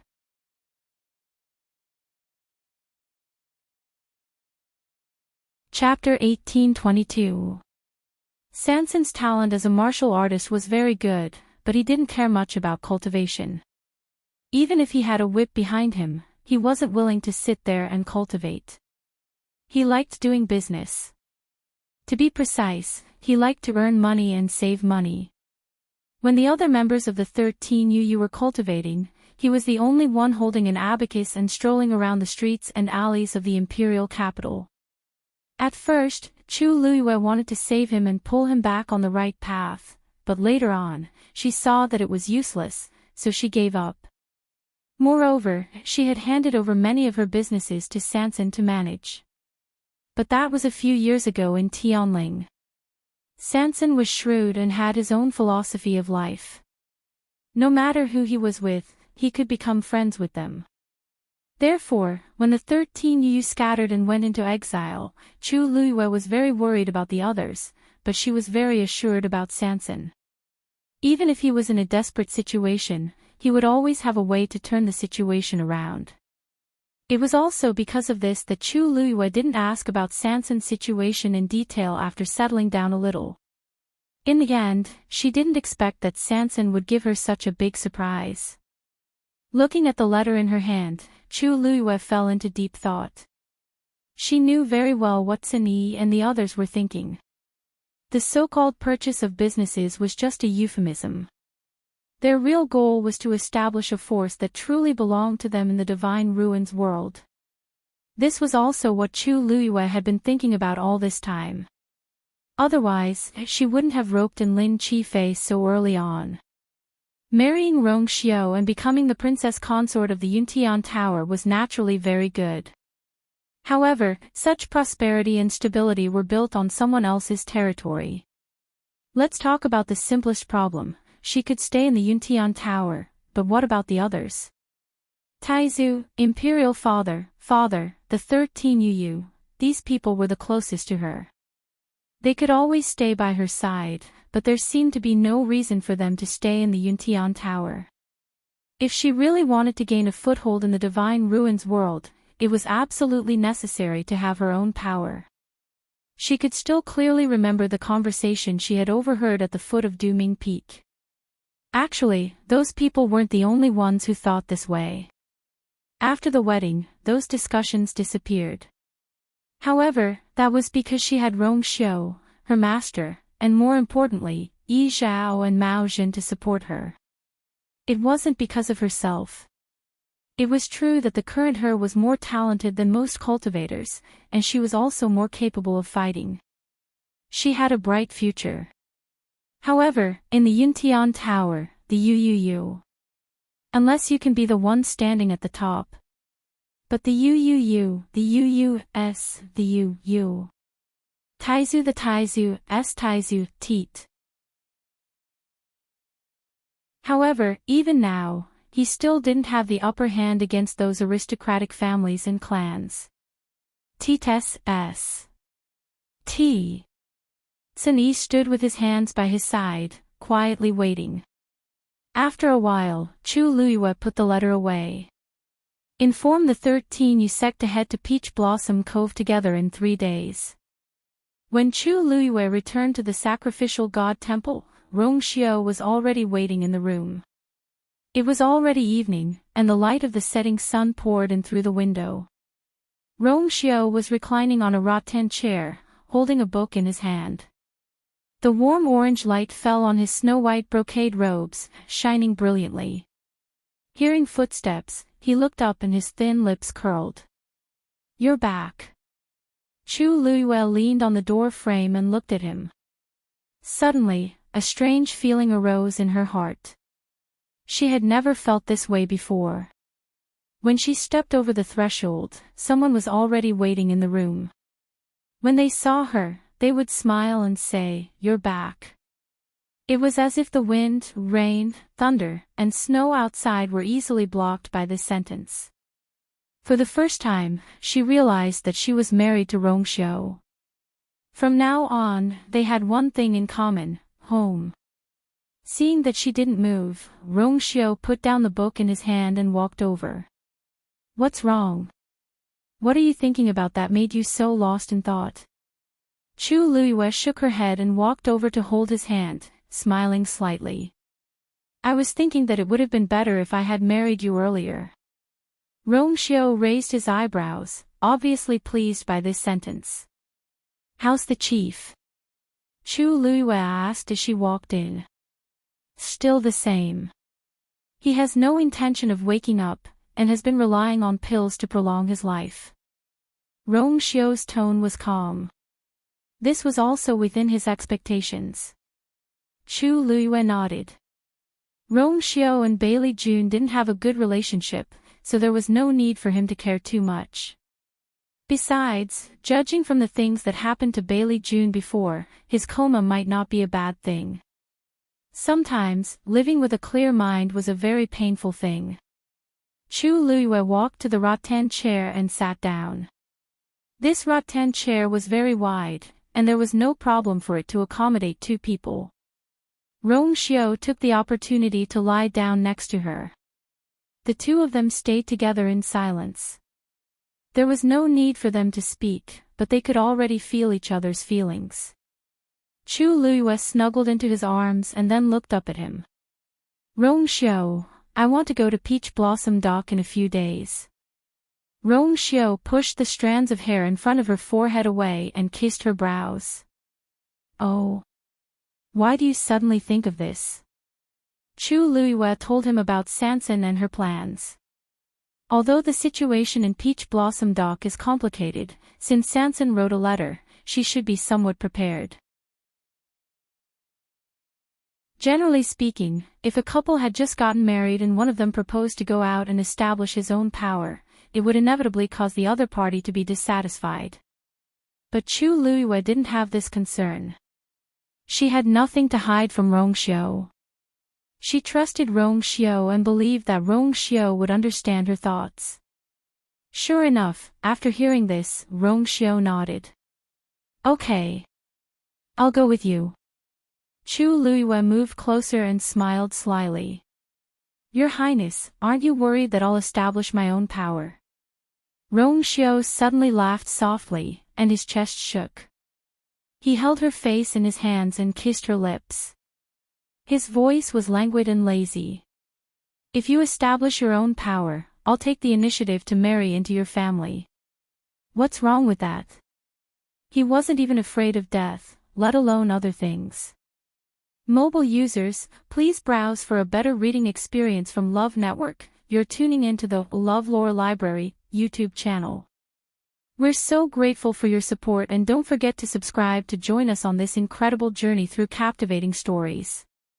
Your generosity through donations truly makes a world of difference, as it's the primary source of revenue that allows me to expand and enhance this channel for you. Thank you from the bottom of my heart for being a part of this adventure.